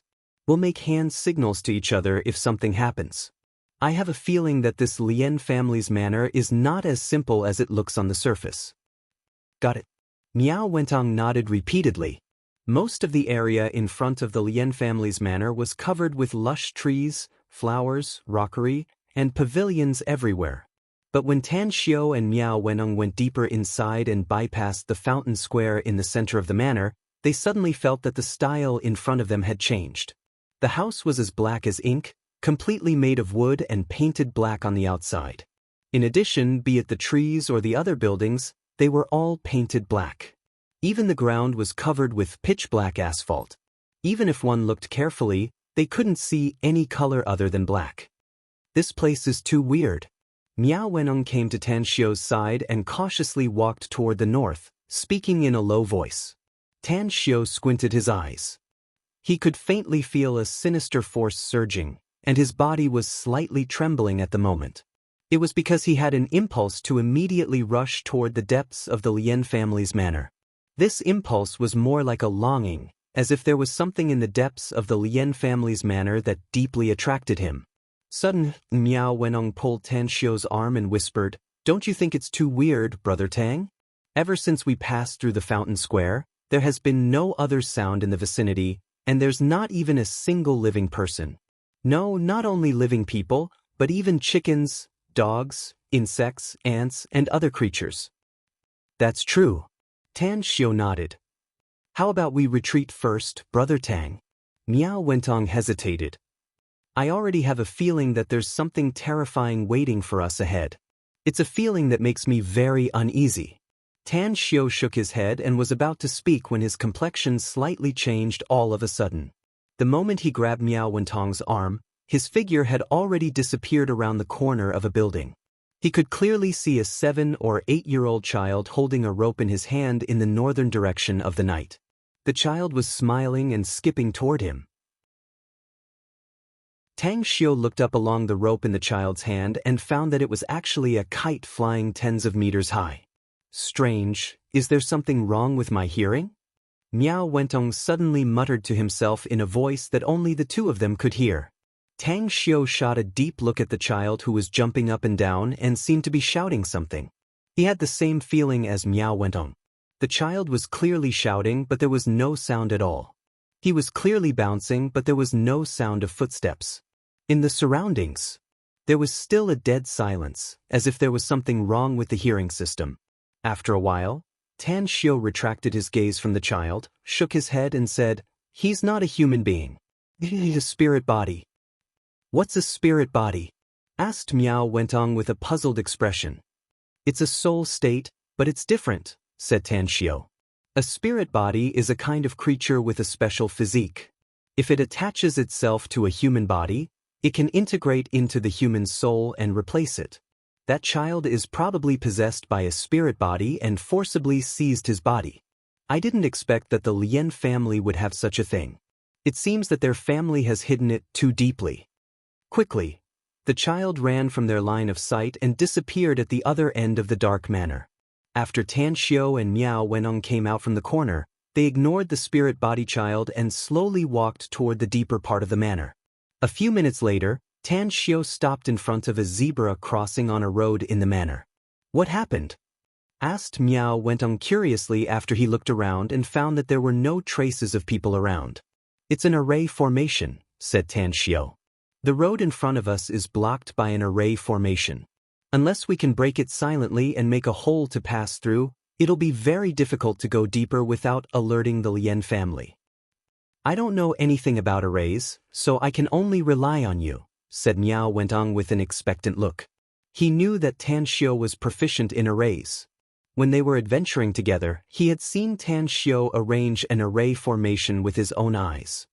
He knew that the array formation arranged by Tan Xiu was very powerful.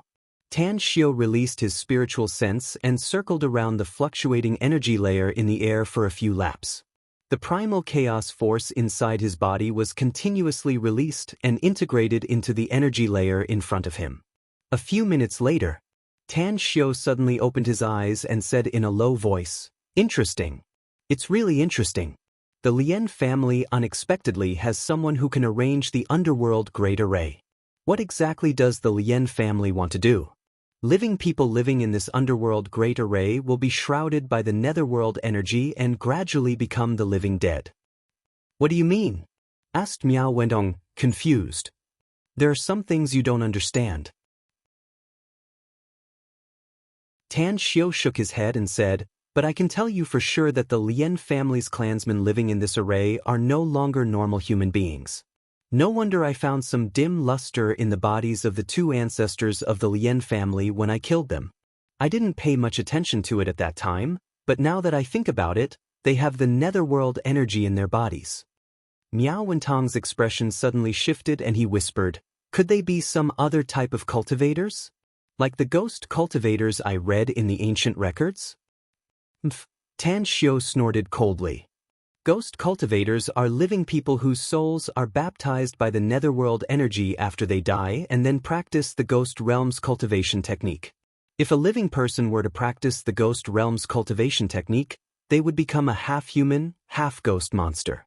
Even if they can live a very strong life and have a very long lifespan, I'm afraid they won't have any great achievements in the future." "What should we do next?" asked Miao Wentong with a half-understanding expression. "Can you break this array formation?" With a confident smile, Tan Xiu grabbed his arm and instantly stepped toward him. His footsteps constantly changed their positions and their figures quickly appeared inside the underworld great array.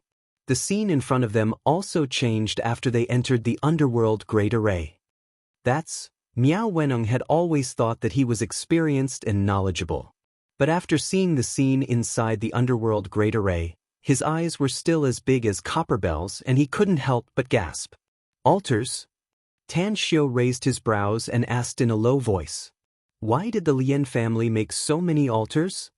"Brother Tang, I've seen such altars in the Miao region before," said Miao Wentong in a low voice. "As far as I know, the number of altars in the entire Miao region is very few, no more than 3. But there are at least dozens of altars here." Tan Xiu glanced at them and said, "There are a total of 49 altars, and there's a blood pool in front of each altar. Damn, this should be human blood. How many people have the Lien family harmed to produce so much blood?" Chapter 895. It was hard for Tan Xiu to imagine how many people had to be hunted to fill the 49 blood pools in today's peaceful society. Judging from the size of the blood pools, it would probably take the blood of thousands of people to fill any one of them, and the blood of at least 50,000 people would be needed to fill the 49 blood pools. 50,000 people. 50,000 lives. How did the Lien family do it? Tan Xiu suppressed the killing intent in his heart and instantly used his spiritual sense to monitor the entire area covered by the underworld great array. To his surprise, there was a portal in the 7-meter-high rockery inside, which turned out to be leading underground. Through his spiritual sense observation, Tan Xiu was surprised to find that aside from the 100-square-meter-wide hall, there were also 3 corridors and 49 secret chambers in the underground space. At this moment, except for 2 of these secret chambers, there were people of the Lien family in the other chambers. Moreover, they all looked like elderly people. In addition, inside the 100-square-meter-wide hall, there were also 3 old men sitting cross-legged on the praying mats with wisps of black smoke lingering around them, looking inexplicably strange. "I understand now." Tan Xiu took a deep breath. The killing intent in his eyes turned thicker as he gently patted Miao Wentong's shoulder and turned to walk in the direction he came from. With a suspicious look, Miao Wentong followed Tan Xiu and asked, "What do you understand now, Brother Tang?" "I understand what's going on with the Lien family," said Tan Xiu. "I also figured out what the Lien family's biggest reliance is. However, there are still some issues that I haven't figured out yet. As long as I can figure it out, It'll be the time to completely eradicate the Lien family. What reliance? Asked Miao Wentong quickly. Grabbing Miao Wentong's shoulder, Tan Xiu's feet kept moving and quickly went out of the underworld Great Array. Only then did he release Miao Wentong and said, "The underworld Great Array arranged by the Miao family is a protective array of the underworld. But if it's related to the blood sacrifice, it can be perfectly combined to enhance the strength of ghost cultivators. There is a very large underground space beneath the fake mountain we just saw. That underground space is connected to a fulcrum of the netherworld realm. It can continuously draw in the netherworld energy from the netherworld realm and use it to temper the body, making it even more powerful." Miao Wentong exclaimed, "It can actually connect to the netherworld? Isn't this a little too inconceivable? Also, does the netherworld really exist in this world?" Tan Xiu smiled and said, "Of course not in this world, because this is the mortal world. And in the higher planes of space, there really was the netherworld. Of course, the legendary Hades of the underworld was just a story in legends. However, in the underworld, there are also powerful existences similar to King Yama. They control the 6 paths of reincarnation, and they determine the path of reincarnation based on their judgment." Miao Wentong's lips squirmed a few times before he asked, "In other words, if I die, I will also go to hell?" Tan Xiu shook his head and said, "Others might be able to, but I'm afraid it'll be very difficult for you." Miao Wentong was pleasantly surprised. "Can I go to heaven if I don't go to hell?" Tan Xiu couldn't help laughing and said, "There's no such thing as heaven in this world. That's just a place made up by the gods that the Western people believe in. If you die now, you may enter the netherworld and go through the 6 paths of reincarnation to be reincarnated. But if your strength reaches a certain level in the future, once you die, it's equivalent to your soul being destroyed." Miao Wentong was horrified. "My soul being destroyed? Doesn't that mean?" Tan Xiu raised his hand to interrupt him and smilingly said, "When a person dies, their soul will escape. Or they will seize another body and be reborn, or turn into a spirit cultivator. Their ultimate goal is to make themselves stronger and eventually break the shackles above their heads to ascend to the immortal world." Miao Wentong heavily nodded and cautiously said, "It seems that I must be very careful in the future. Else, once my soul is destroyed, I won't even have the chance to reincarnate." Tan Xiu chuckled and said, "In the higher planes, such as the immortal world, immortals can still enter the 6 paths of reincarnation to be reincarnated once they die. However, the lower planes and the higher planes do not belong to the same 6 paths of reincarnation, nor are they in the same underworld. In short, there are many situations here. You'll understand them when you can break through and become an immortal in the future. I'll tell you now, but you won't be able to understand many of them." Miao Wentong forced a wry smile and said, "How can I have the chance to break through to the immortal realm in my life? Becoming a nascent soul stage expert is already enough to wake up from my dreams with a smile." Tan Xiu patted Miao Wentong's shoulder and walked outside. The two of them had arrived easily, and it was also very easy for them to leave. They left the Lien family's manor house quietly without disturbing anyone. At 2 a.m. in the night, they had returned to the Miao family manor. On the left bank of the artificial lake, inside a European-style villa, Shuiyu sat quietly on the balcony with a glass of red wine in her hand, watching the swaying woods in front and the dim path in the woods. "You're back?" Suddenly, a pleasantly surprised look appeared on her beautiful face. She put down the wine glass in her hand and immediately ran to the house. Soon, she met Tan Xiu on the stairs on the first floor. "How was it?" asked Shuiyu with a smile. She had been worried about Tan Xiu's safety. Upon seeing him come back safely, her worried heart immediately relaxed and she asked with a smile. Tan Xiu put his hand around her slender waist and walked toward the second floor while saying, "I've almost figured it out. The core members of the Lien family have probably fallen into the devil's path. In other words, it can also be said that the core members of the Lien family have fallen into the devil's path. This kind of person was definitely a cruel and merciless existence. We need to eradicate the Lien family as soon as possible." "Can we easily eradicate the Lien family?" asked Shuiyu. Tan Xiu pondered for a moment and said, "It's hard to say. The Lien family is easy to eradicate, and the evil arts they rely on are also easy to break. But what I'm most worried about now is that there will be a deeper layer behind this. For example, some ghosts in the underworld." The Lien family really has a connection with the underworld? Shuiyu was surprised. Also, you've mentioned the existence of the underworld to me before, but is this place really the underworld? That's right. Tan Xiu nodded. Then what should we do next? Asked Shuiyu. Let's go to Kana's first. If we can open the immortal trove in Longquan Bay, we'll try our best to take it out, said Tan Xiu. If we can't open it, we'll come back immediately. 7 days. Regardless of whether we can succeed or not, we'll come back immediately. I'll assign Ao and the others to stay here during these 7 days to inquire about the Lien family's intel. What else do you need to inquire about? Asked Shuiyu, confused. Didn't you personally go there tonight to investigate? What I want to know is whether there are other devils behind the Lien family, said Tan Xiu. Or if their family members have a connection with the underworld. I won't be worried if it's other devils, even if they are very powerful.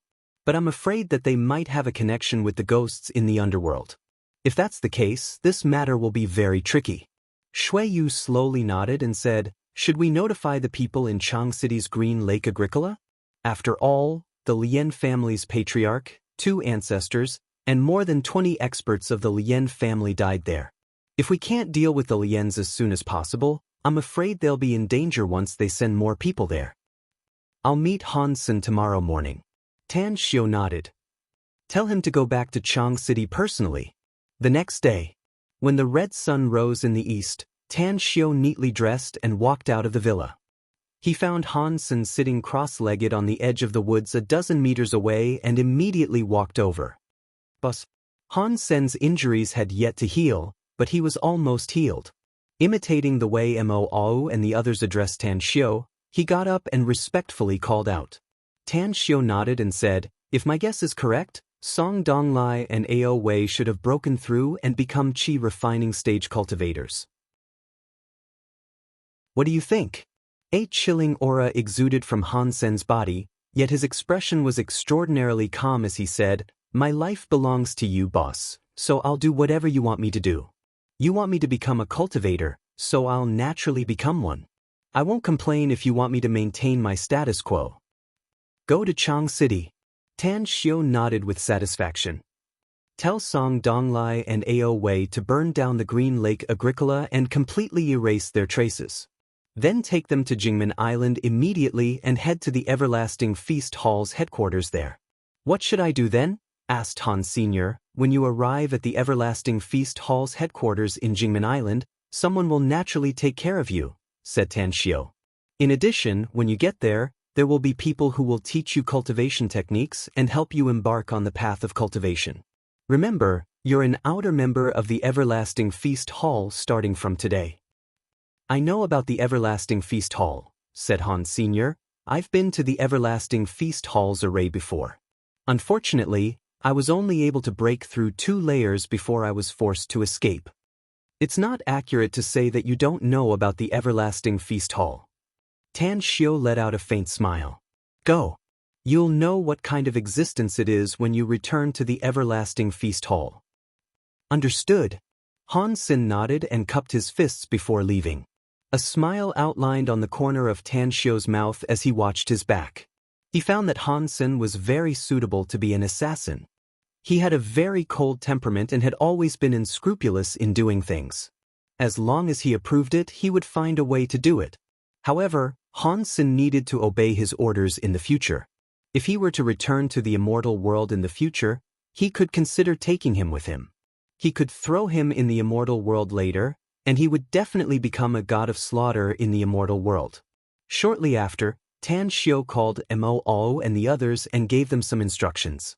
He watched them leave and then went to a villa not far away. Brother Tang, you're up so early? Miao Wentong was practicing Taiji fist in the villa's courtyard. Upon seeing Tan Xiu's arrival, he immediately stopped and greeted him with a smile. Chapter 896. Tan Xiu looked at the spirited and energetic Miao Wenong and said, I'm going to give up eradicating the Lien family for the time being. I'll go to Kana's first and deal with the matters there. I should be back within a week. At that time, we'll think of a way to get rid of the Lien family. Miao Wenong was surprised. You want to go to Kana's? Before Tan Xiu smiled faintly and said, just a small matter. Miao Wenong saw that Tan Xiu didn't want to talk about it, so he no longer asked. He nodded and said, I'll send some people to continue to inquire about the Lien family's intel and provide you with as much help as possible. I'll leave Ao and the others here. Tan Xiu shook his head and said, I'll leave Ao and the others here to gather intel. The patriarch of the Lien family, Lien Bai, and their 2 old ancestors, along with more than 20 elite experts were killed. They will definitely fly into a rage. At this time, any traces may be discovered by them. It's very dangerous. Miao Wenong forced a wry smile and said, had we not gone to investigate last night, perhaps I would have puffed up my chest and told you that my Miao family is not afraid of the Lien family at all. But now, my Miao family really doesn't have the confidence to fight against the Lien family. We'll listen to you, we'll bide our time and wait for your news. Tan Xiu nodded. Even he was afraid of the Lien family, let alone Miao Wenong. If the Lien family found out that the Miao family had ill intentions towards them, they would probably vent their anger on the Miao family. Even the entire Miao family might be slaughtered. Of course.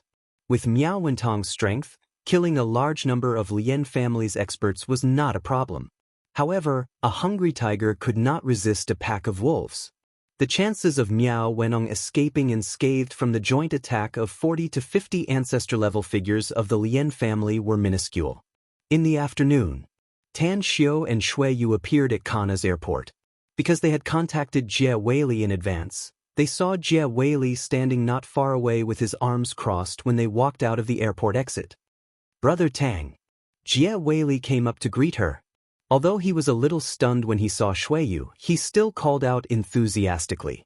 Tan Xiu hugged him and said with a smile, I'll have to trouble Big Brother Jie Weili again this time. This is my woman, Shui Yu. Shui Yu, this is the Big Brother Jie Weili I told you about. Big Brother Jie Weili. Shui Yu nodded with a smile. Jie Weili gave a thumbs up to Tan Xiu and then praised, Brother Tang, you're really blessed to be able to marry such a beautiful goddess like Miss Shui. Let's go, the car is waiting outside. Are you going to my place first? Tan Xiu said, just send us to the village at Longquan Bay. Our purpose for coming here this time is to open the immortal treasury that we failed to open last time. This time, we have to try again to see what treasures are inside the immortal treasury. No problem, said Jie Weili with a smile. Longquan Bay. After Jie Weili sent Tan Xiu and Shui Yu, he did not stay there for long. He knew that there were some things that needed to be avoided, so he left a Wrangler off-road vehicle for the 2 of them and left directly. At the village entrance, Shui Yu sized up the village not far away and curiously asked, Is this the place where you fought before? It looks like there aren't many people living here. Tan Xiu said with a smile, There are indeed not many residents here. But I found that the people here are very kind and easy to get along with. Let's go. The courtyard we rented last time is a year-round lease, so we still have the right to live here. Shui Yu nodded with a smile and followed Tan Xiu into the village. Not long after, an old man with a harpoon came out from the inside. He looked surprised when he saw Tan Xiu. He hesitated for a moment before he trotted over and said, Are you Mr. Tang? You have a good memory, Grandpa Jia, said Tan Xiu with a smile. That's right, it's me. Grandpa Jia turned his head and glanced at the village. Then, he turned back and hurriedly said, Only the 2 of you came this time, Mr. Tang? What about the people you brought last time? They didn't follow us. Tan Xiu was confused. What's wrong? Why do you ask, Grandpa Jia? I advise you not to go to the courtyard you rented last time if you didn't bring them here, Mr. Tang. Grandpa Jia forced a wry smile. How about this? I still have an empty room in my house. Come home with me and I'll tell my wife to clean it up for you. What happened, Grandpa Jia? Tan Xiu realized that the situation was not right and asked. A group of people came to our village a few months ago. Those people are very arrogant and bad, said Grandpa Jia helplessly. They have bullied our villagers a lot in the past few months. The courtyard you rented before was also occupied by them. You may cause some trouble if you go there rashly. After saying that, he pointed to Shui Yu and then shook his head helplessly. A cold light flashed in Tan Xiu's eyes. A smile appeared on his face again and said, Grandpa Jia, we're reasonable people. We rented the courtyard, so the right to live there naturally belongs to us. We don't bully others, but I won't let them off easily if they bully us. That's right. Do you know the origin of those people? Just listen to me. Grandpa Jia waved his hand and said, those people are not to be trifled with. They are hunters from other places. Hunters? Tan Xiu looked confused. Grandpa Jia, are you referring to those hunters? Asked Shui Yu. Are they the ones who illegally hunt and kill rare animals? Grandpa Jia was surprised and asked, does this young lady know these people? That's right. There are a lot of rare animals near our Longquan Bay, some of which are quite valuable, so they come here every few years and stay here for a few months. Let's go. You two come home with me. In any case, not many of you came here this time. My room should be enough for you to rest. Tan Xiu thought about it and felt that there was no need to complicate the issue. Since Grandpa Jia's house could temporarily stay here, it was also fine for them to stay in his place. In any case, they would stay here for a few days and then enter the depths of Longquan Bay to open the immortal trove. Wu, hurry up. Big Bro will skin you alive if you can't buy the liquor he wants. I know. It's really annoying. What the hell are you rushing me for? Even if I have 3 legs, I still have to run to the place, don't I? Along with 2 shouts, 2 strong men ran out of the village one after the other. The strong man in the front suddenly stopped when he saw Tan Xiu and Shui Yu. His eyes were fixated on Shui Yu without blinking, and his saliva almost flowed out. What the fuck are you doing, old Wu? Why don't you run faster? The muscular man with a shaved head and a tattoo on his neck scolded and slapped the muscular man in front of him on the head as soon as he came over. The strong man called Old Wu pointed at Shui Yu and stammered, Beauty. She's more beautiful than the big stars on TV. The bald man stared blankly and looked up at Tan Xiu and Shui Yu. His eyes couldn't move away in an instant as he greedily looked at Shui Yu's body from top to bottom. Then he gulped and called out, Motherfucker! Where did this woman come from? She's really handsome. She's too damn charming. Shui Yu shot a disgusted look at the 2 men and immediately reached out to grab Tan Xiu's arm. A cold light flashed in Tan Xiu's eyes as he turned to look at Grandpa Jia and asked, Are they those hunters? Arrogant and despotic? Or are they bad guys? Be careful, Mr. Tang, said Grandpa Jia hurriedly. These people, we can't afford to provoke them. They have guns in their hands. Tan Xiu sneered and shouted at the 2 strong men who were staring at Shui Yu, What the hell are you looking at? I'll dig out your eyeballs if you keep staring. Get the fuck out of here, else I'll deal with you. The bald man's eyes moved away from Shui Yu and fell on Tan Xiu. He frowned and cursed, Where the hell did you come from? Watch your mouth or I'll beat you. The strong man, who was called Old Wu, observed Tan Xiu a few times and then pulled the bald man's arm and whispered a few words. Then, the 2 men gave Tan Xiu a threatening look as they turned around and ran into the village. Upon seeing this, Grandpa Jia immediately panicked and said, I advise you to leave quickly, Mr. Tang. Just look at those 2 bastards' shifty-eyed looks. I'm afraid they must be harboring some dirty tricks in their bellies. If you continue to stay in this village and they have bad intentions, I'm afraid. I suddenly changed my mind, Grandpa Jia. Tan Xiu interrupted him and said, Those hunters are not good people.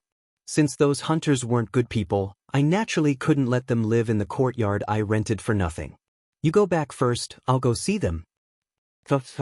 Grandpa Jia hurriedly said, Please don't be impulsive, Mr. Tang. As far as I know, those people not only hunt and kill rare animals, but they also dare to kill people. I heard that they killed people 2 years ago, and the people they killed were local policemen. They killed policemen, but no one arrested them? Tan Xiu was confused. Who dares to arrest them? Grandpa Jia forced a wry smile. This place is vast and sparsely populated, so it's a good place to hide people everywhere. Besides, these guys come and go without a trace. It's too easy for them to evade the police's pursuit. Since they dare to kill people, then I'll enforce justice on behalf of the heavens today. Tan Xiu sneered. Grandpa Jia, you go back first. I'll treat you to a drink tonight. I say, Mr. Tang, can you not force yourself?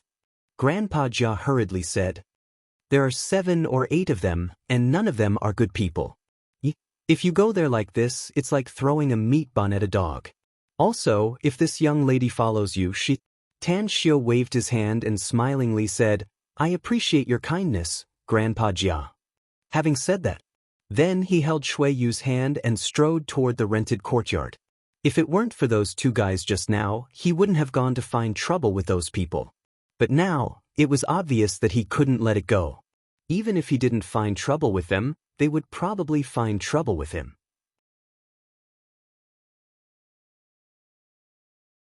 Chapter 897. Holding Shui Yu's hand, Tan Xiu strode confidently toward the village. The courtyard they rented was located in the northernmost part of the village, a relatively remote location. Despite Grandpa Jia calling out to him many times in worry, Tan Xiu didn't look back nor did he stop his pace. What should I do?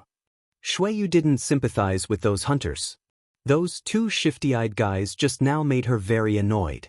However, she didn't want to see Tan Xiu kill more people, even if those people deserved it. The Heaven's Net has a long and wide range, but it never escapes, said Tan Xiu. Those hunters are not good people, so I'll make them taste the consequences.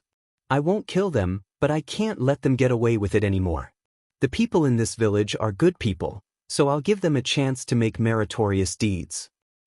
That's for the best, said Shui Yu with a chuckle. In the dilapidated courtyard, a faint smell of gunpowder floated in the air, while muffled coughs came from the dilapidated house. 2 big men with ugly faces and lazy expressions were leaning on both sides of the door drowsily. In the corner of the courtyard, a hunchbacked middle-aged man was dexterously putting the carcasses of several rare animals into a sack and then threw them into the temporarily built wooden shed. Second brother, kill the wild boar we hunted yesterday. We'll stew it tonight, said the hunchbacked middle-aged man as he walked to the door and kicked the drowsy big man on the left. All right. The big man on the left raised his head and grunted before closing his eyes again. Big brother. Brothers. The bald man and old 5 rushed into the courtyard and shouted at the top of their lungs. The hunchbacked middle-aged man turned his head and found that the 2 men were empty-handed. He immediately shouted angrily, What the hell are you howling for? Where's the wine I told you to buy for this father? We didn't have time to buy the wine, big brother, said old 5th hurriedly. But we saw a great beauty. She's really beautiful. She's even more beautiful than those female stars we saw on TV. I dare swear to God that you won't be able to take your eyes off her even if you saw her. The bald man also nodded and said, That's right. I can vouch for what old 5th said. That woman, Hiskiske, whether it was her figure, her appearance, or her temperament, she was definitely one in a million. Big brother, I've seen many women, but I've never seen such a beautiful one. A strange look flashed in the eyes of the hunchbacked middle-aged man. If only one of them had said it, he might have been dismissive. However, both of his brothers had said so. Perhaps the woman was really good-looking. However, what does it have to do with me? A chilling light flashed in the hunchbacked middle-aged man's eyes as he shouted in a deep voice, We brothers gathered here to seek wealth. If you want to play with women, then wait until we make money and go our separate ways. You can do whatever you want. But now, all of you better behave yourselves. Don't cause unnecessary trouble. The bald man shouted, Big brother, Old 5th raised his hand to interrupt him and quickly said, Big brother, we don't want to complicate matters. That woman is simply like a fairy. When you see her, you will definitely be envious. In addition, there was a man with the woman. He was a young man in his 20s. He was very arrogant and even threatened us. The courtyard's door was kicked open and Tang Xiu walked inside while holding Shui Yu's hand. After glancing around, he sneered and said, That's right. I'm indeed very arrogant and I did threaten you. What? Do you want to retaliate against me? Old Fifth was dumbfounded. He never dreamed that this young man would dare to come looking for them. Is this brat retarded? Doesn't he know that a sheep has entered the tiger's den? The hunchbacked middle-aged man vigilantly looked at Tan Xiu. When his eyes fell on Shuiyu, he immediately looked stunned. It took him a few seconds to sober up from the shock and coldly snorted, "Who are you, mister? Daring to come knocking on our door, huh? You're quite courageous." "You're not qualified to know who I am," said Tan Xiu indifferently. "As for how courageous I am, it's not up to you to judge. Now, you either hold your heads and squat by the wall, or I'll knock all of you out." The two sleepy big men beside the door stood up at the same time. The burly big man on the left twisted his neck and clenched his fist, producing a dull crackling sound that was a bit more intimidating. He looked at Tang Xiu with a murderous look and said, "Brat, this grandpa is going to kill you today, and then I'm going to kill your woman." Slap! Tan Xiu's figure flashed and appeared in front of the burly man. Along with a loud slap, the burly man flew upside down from the door like a kite with a broken string and then heavily fell on the ice-cold ground.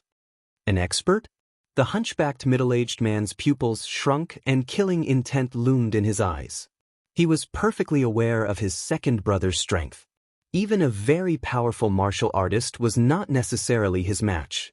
He himself was only half a step away from the martial arts grandmaster realm, yet he couldn't clearly see the opponent's attack due to such a small gap. "You're very strong." The hunchbacked middle-aged man took out a pistol from his waist and quickly unlocked the safety. He then aimed the muzzle at Tan Xiu and said, "But I want to know which one is faster, you or the bullet."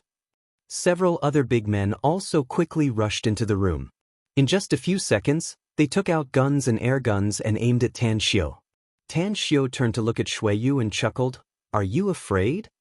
Shuiyu was fearless and a bit of pity could be seen in her eyes. She shook her head and said, "The ignorant are fearless. I feel sorry for them now. Can you feel it? The murderous aura coming from them is very strong.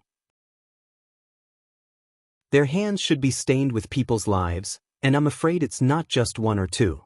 "That's right." Tan Xiu nodded and said, "Especially this hunchback.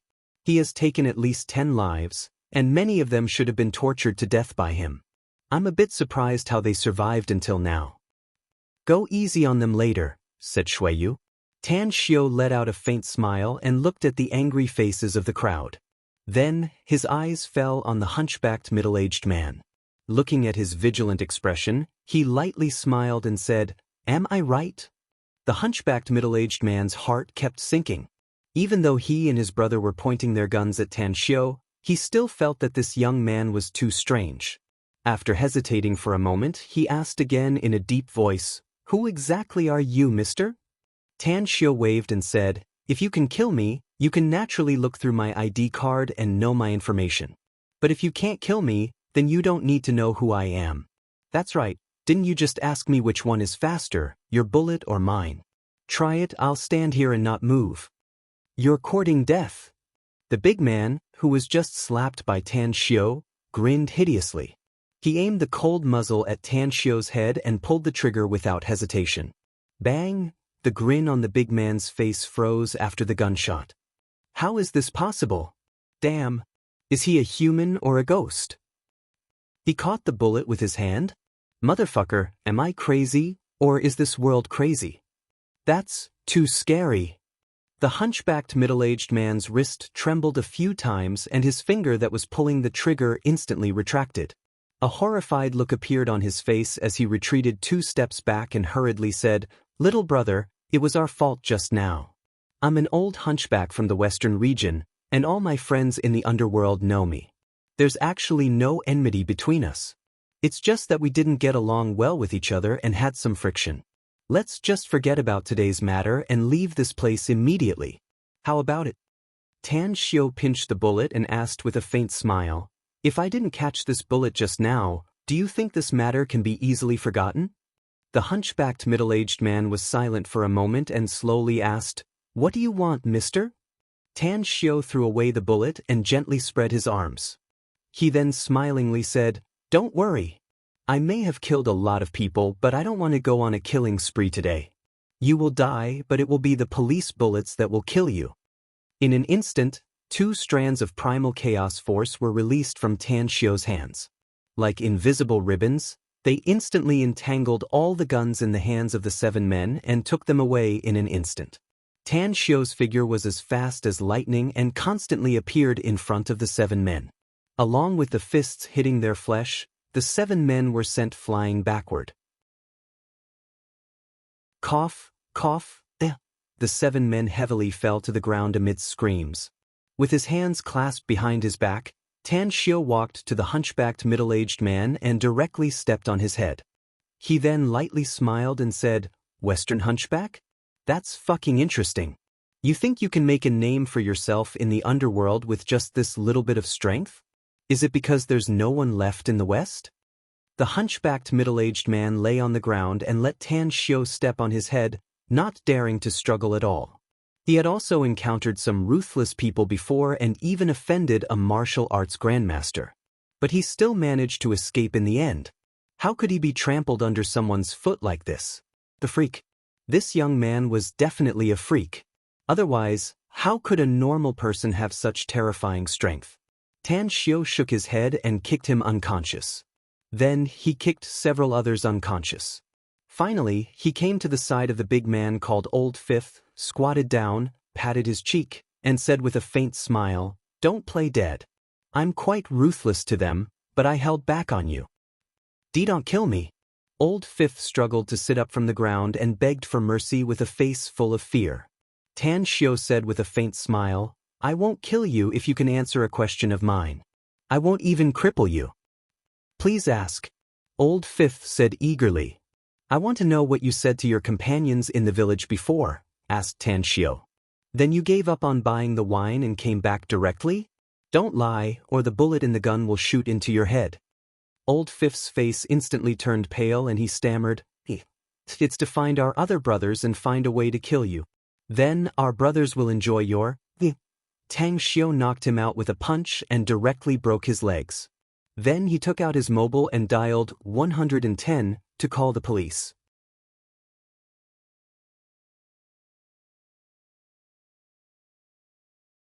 Chapter 898.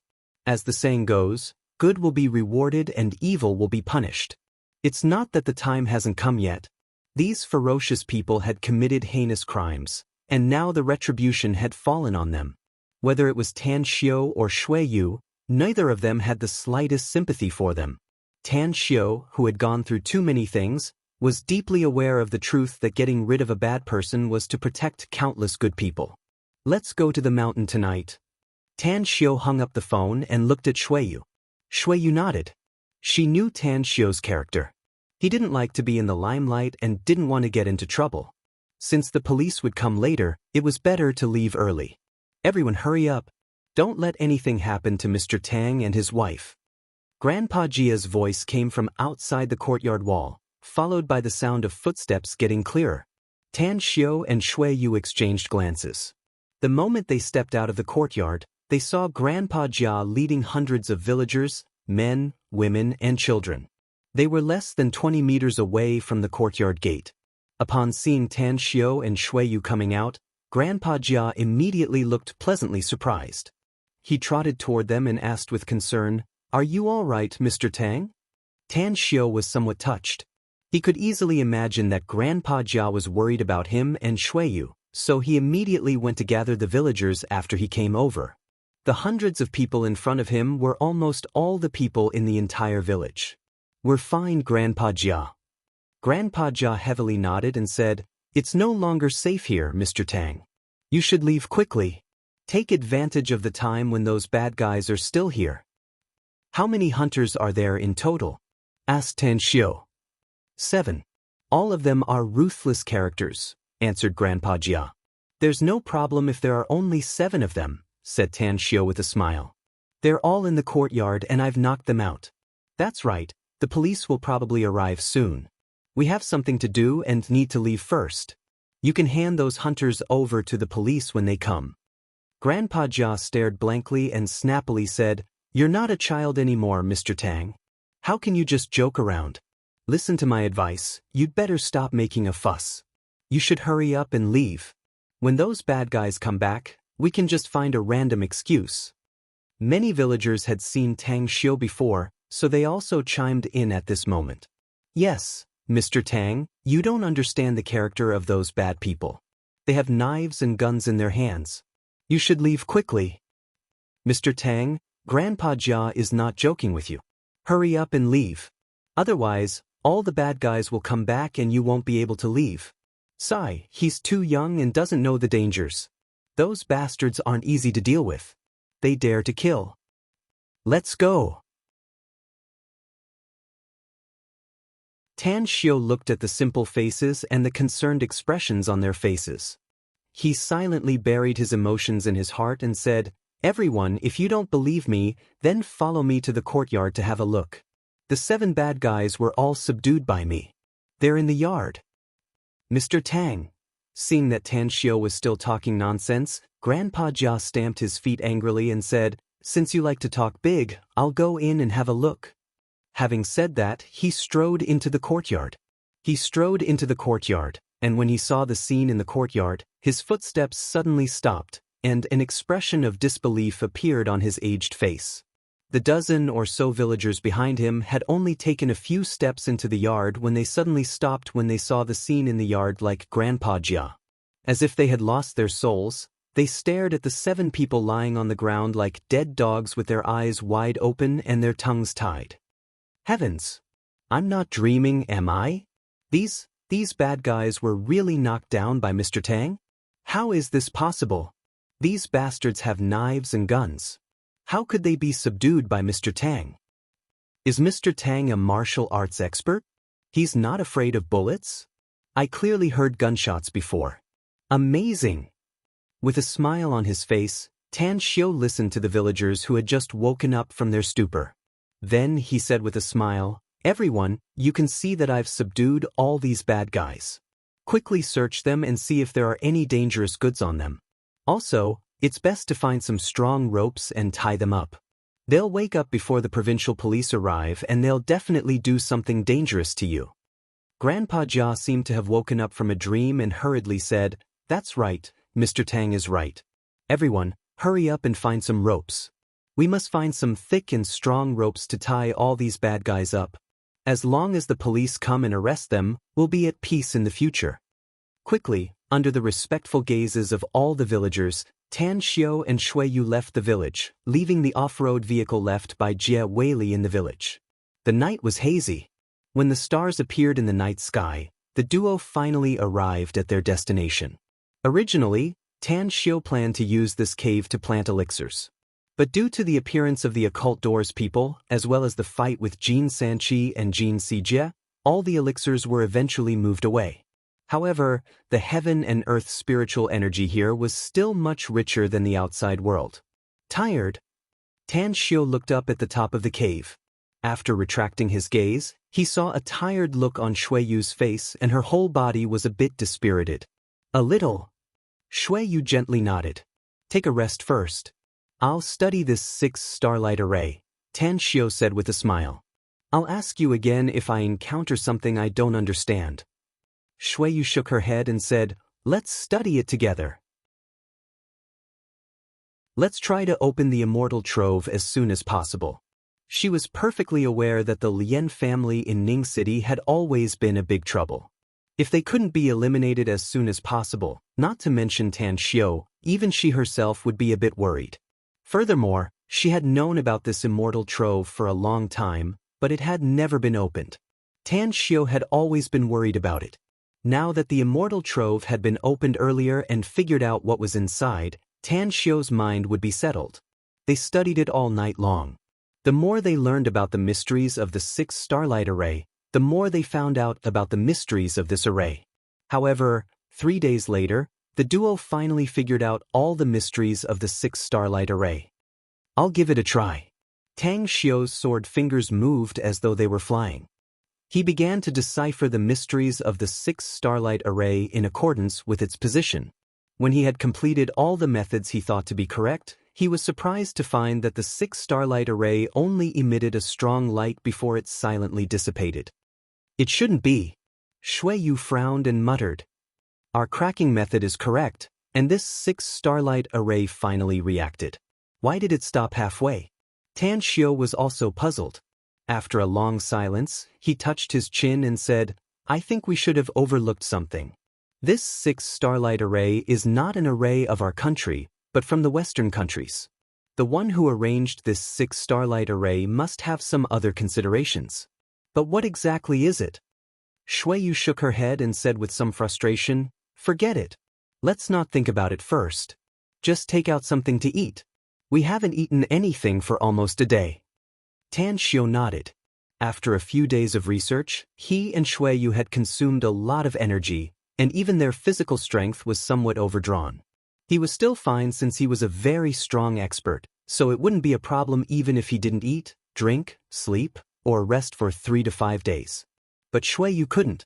Immediately after, Tan Xiao took out tables, chairs, bowls, and chopsticks from his interspatial ring, and then took out the stored cooked food, cold dishes, drinks, and other food. He then said with a smile, Have a good sleep after you've eaten and drunk your fill. Maybe you'll have a flash of inspiration after you relax and suddenly think of the crux of the problem. Let's sleep together, said Shuiyu with a chuckle. Tan Xiao took a deep breath and forced a smile. I'm not sleepy at all. It won't be a problem even if I don't sleep for a few days and nights. Miao Wentong and I previously agreed to return to Ning City within 7 days. It's already the 4th day. If we still can't open this immortal trove, I'm afraid we'll have to return disappointed again.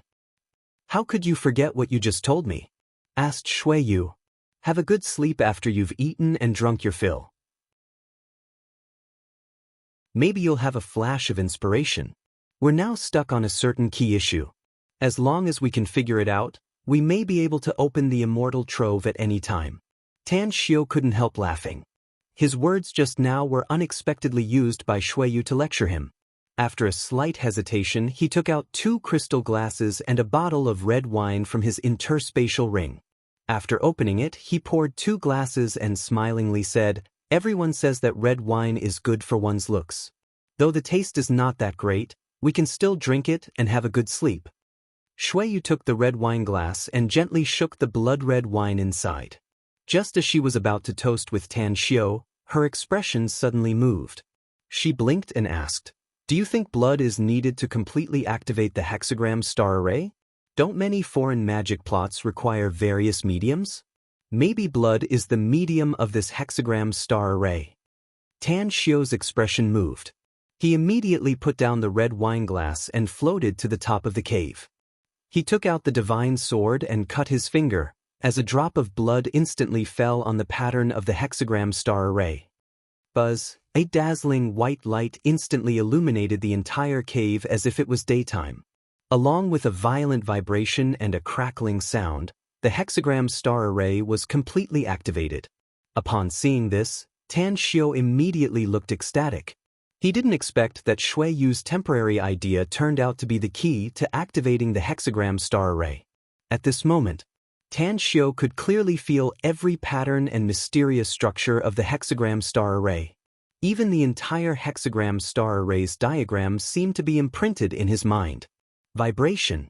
It caused the stones and dust in the cave to constantly fall, and the food and wine on the table could no longer be enjoyed. Tan Xiao swooped down and hugged Shuiyu in his arms. He instantly released his primal chaos force to protect both of them.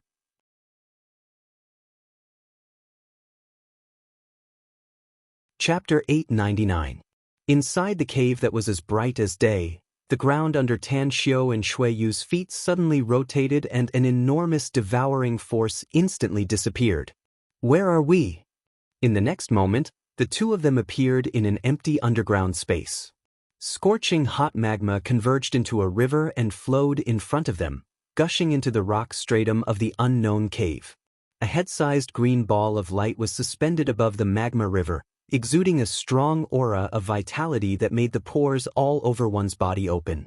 Shuiyu pointed to the wall opposite the magma river and said, "Look over there." Tan Xiao looked in the direction of her finger and his expression suddenly changed because he saw a statue sitting on a huge blue stone in the surrounding shallow pool. There were also some words engraved on the blue stone wall. "Let's go and have a look." Tan Xiao hugged Shuiyu in his arms and floated up, dashing to the front of the statue in just a few seconds. While looking at the shallow pool around the statue, Tan Xiao's eyes slowly moved and finally landed on the words on the blue stone wall. I'm Tao Master Guai. I have thousands of incarnations and countless names, but only this name is true. Those who enter my cultivation place belong to the fated ones. Those who wish to worship me as their master must kowtow and worship me to obtain my true inheritance. Tan Xiao and Shuiyu exchanged dismayed glances. They had been searching for a long time, yet they didn't see the immortal trove. Instead, they were fated to receive the inheritance of a cultivator. Tang Xiao was very disappointed. He was utterly disappointed.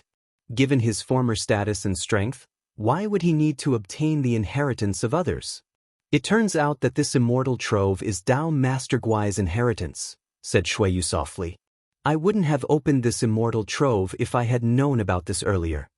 Tan Xiao forced a wry smile. What a waste of time. Isn't it a good thing to obtain his inheritance? Asked Shuiyu, confused. Unless he's a deity from the god realm, his inheritance is worthless to me. Tan Xiao shook his head. Forget it. Since you've spent so much effort to open this immortal trove and have come here, just give it a try. In any case, I don't have the slightest interest in Tao Master Guai's inheritance.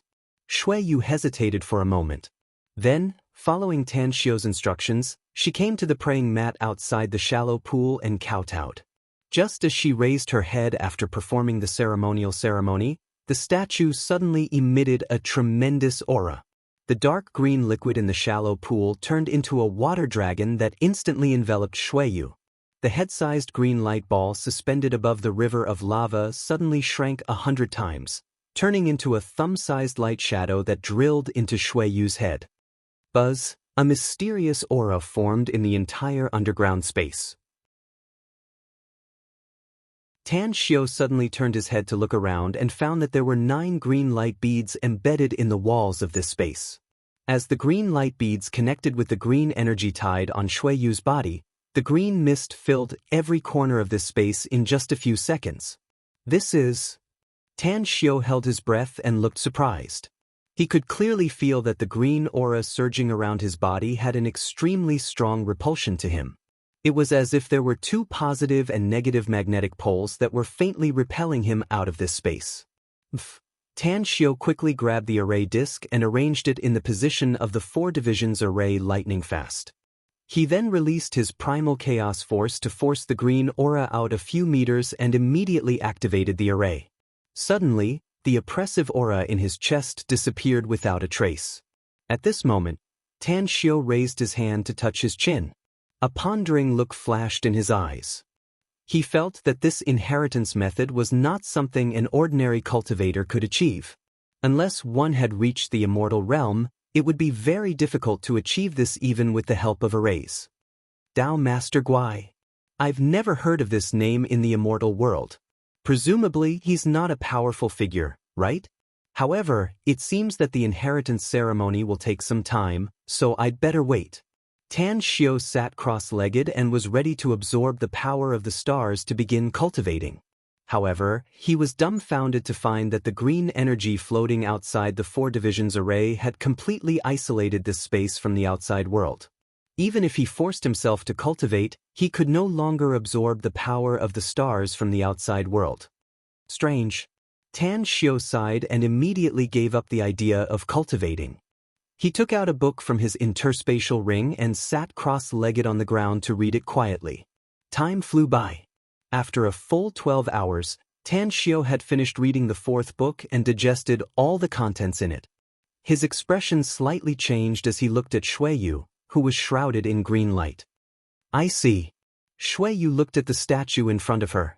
Her red lips opened slightly, and an emotionless voice came out. As her voice fell, she gently waved her arm. Suddenly, all the green light floating in the underground space swarmed toward her body. In just a few breaths, the entire space was restored to its original state. This aura is so strong. Tan Xiao looked at Shuiyu in shock. He could feel that Shuiyu's body was brimming with power. Just the aura she exuded inadvertently made him feel suffocated. He couldn't even figure out whether this powerful aura came from Shui Yu or from Dao Master Guai, who gave her the inheritance. Tenshio. Shui Yu bowed to the statue and then floated outside the 4 divisions array. Tan Xiu removed the 4 divisions array and circled around Shui Yu. After observing her for a long time, he asked, "What's your current cultivation level?" Shui Yu thought for a moment and suddenly smiled. With a flick of her long sleeves, a mini version of Shui Yu appeared out of thin air, exuding a green light. This mini version of Shui Yu even winked at Tan Xiu and then covered her mouth with a chuckle. Nascent soul. Tan Xiu was shocked as he looked at the naked mini version of Shui Yu, who looked somewhat mischievous in the green light. His heart fiercely twitched a few times. He never dreamed that Shui Yu could directly break through from the qi refining stage to the nascent soul stage just by obtaining an inheritance. "I don't seem to be at the nascent soul stage." Shui Yu chuckled. "Holy shit." Tan Xiu was shocked, speechless, and could only stare at Shui Yu's nascent soul. Suddenly, Shui Yu's pretty face blushed. She waved her long sleeves and immediately took back her nascent soul into her body. She didn't feel anything wrong when her nascent soul was naked at first, but Tan Xiu's eyes made her somewhat unable to bear it. Tan Xiu looked up in amazement and saw the shy blush on Shui Yu's face. He suddenly realized something and burst into laughter. "We've been husband and wife for a long time, so don't be shy. I have some good stuff here, and we'll have dual cultivation sooner or later." "No, I can't cultivate my nascent soul at all even if I change my cultivation technique." "You can't cultivate your nascent soul?" Tan Xiu took a deep breath and said with a bit of regret, "I used to cultivate a supreme immortal art, so I can naturally cultivate my nascent soul and immortal nascent soul. But due to some special reasons, I became an ordinary person again, so I changed my cultivation technique to a more profound one. It's also a cultivation technique that focuses on refining the body, but it's impossible to cultivate my nascent soul." Shui Yu gently nodded. Although her cultivation had increased a lot and she also obtained a lot of useful knowledge from the inheritance, she still didn't know much about Tan Xiu's situation. Tan Xiu didn't want to talk about his problem anymore, so he looked at Shui Yu and asked, "Tell me, you got the inheritance of Dao Master Guai. Who is this Dao Master Guai? What did he teach you?" Shui Yu spread her palm and a green light sphere suddenly appeared. She then said, "This is my master's medium sphere. As long as I activate it, my master's divine sense will appear here." After saying that, she immediately activated the green light sphere. Tan Xiu stared blankly for a moment. His expression suddenly changed and he hurriedly shouted, "Don't activate it, Buzz." A terrifying aura emanated from the green light sphere. In nearly an instant, the green light sphere exploded and formed a green figure in front of Tan Xiu and Shui Yu. He was thin and had a sage-like demeanor. He looked like an immortal. "Shui Yu? I didn't expect my pristine immortal Confucian sect to have a female disciple. How troublesome." Dao Master Guai shook his head and helplessly said, Fine. Hand over a wisp of your divine sense and you'll be a disciple of my pristine immortal Confucian sect from now on. But after you ascend to the immortal world, you must never directly seek refuge with me. I'll leave a mark in your knowledge sea, so you can directly go there to find me after you ascend." Shui Yu hurriedly knelt and respectfully kowtowed 3 times to Dao Master Guai. Then she asked, "Why can't I go to the pristine immortal Confucian sect to find you, Master? Aren't you one of the elders of the pristine immortal Confucian sect? It's mentioned in the inheritance you left me." "I'll let him answer this question for you. His pristine immortal Confucian sect only accepts male disciples and doesn't accept female ones. It can be said that once bitten, 10,000 years afraid of ropes." Tan Xiu sighed inwardly. He reached out to pull Shui Yu up and calmly said. Dao Master Guai stared blankly. Only now did he notice that there was a young man beside his disciple. With a bit of shock, he asked in a deep voice, "Who are you? This should be Earth, right? How do you know the situation of my pristine immortal Confucian sect in the immortal world?" A faint smile outlined on the corner of Tan Xiu's mouth. "I don't know how much time has passed in the immortal world, but I do know one thing. That old ancestor of your pristine immortal Confucian sect was killed by my subordinate. It's also because of my subordinate that your pristine immortal Confucian sect doesn't want to recruit female disciples. I may not know your name, Dao Master Guai, but I know your pristine immortal Confucian sect's pristine Lioha. What? Dao Master Guai exclaimed and instantly retreated a few steps back. Looking at the faint smile on Tan Xiu's face, his eyes stared fixedly at Tan Xiu. After a long while, he suddenly knelt in front of Tan Xiu and spoke with 70% fear and 30% respect. Dao Master Guai, the 326th generation disciple of the pristine immortal Confucian sect, pays respect to Lord Supreme. This junior didn't know you were here and was rude just now. I hope Lord Supreme can forgive me.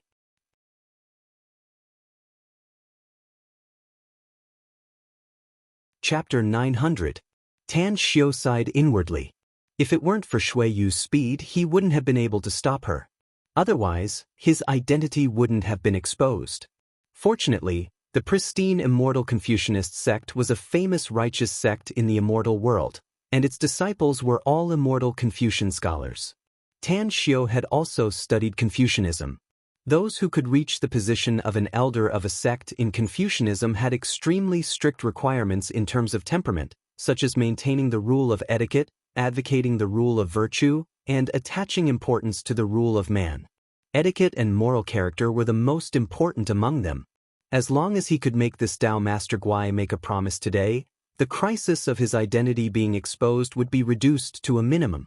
Unless he went against his heart and left a hidden danger in his state of mind, making him unable to break through in the future. Tan Xiu looked at the kneeling Dao Master Guai. After a long silence, he indifferently said, "The pristine immortal Confucianist sect is a third-rate sect in the immortal world. Even if you occupy an immortal domain, I only need to move my mouth to get rid of you. However, I've paid attention to your pristine immortal Confucianist sect, so I don't have any ill will toward you. Dao Master Guai, I just need you to promise me something today and I won't send anyone to cause trouble for your sect. Of course, if you can help me with something, not only will I give you a generous gift in the future, but I'll also give your pristine immortal Confucianist sect an immortal fate." "Please instruct me, Supreme," said Dao Master Guai hurriedly. "You must help me conceal the fact that my avatar appeared on Earth," said Tan Xiu. "Shui Yu is my woman on Earth. Since she has taken you as her master, there's some karma between us. I hope you can protect her when she ascends to the immortal world in the future." Dao Master Guai's pupils shrunk. He looked up at Shui Yu and immediately said, "I, Dao Master Guai, swear to my heart that I'll never reveal any information about you on Earth. I'll do my best to protect your wife, Shui Yu, as long as she ascends to the immortal world in the future."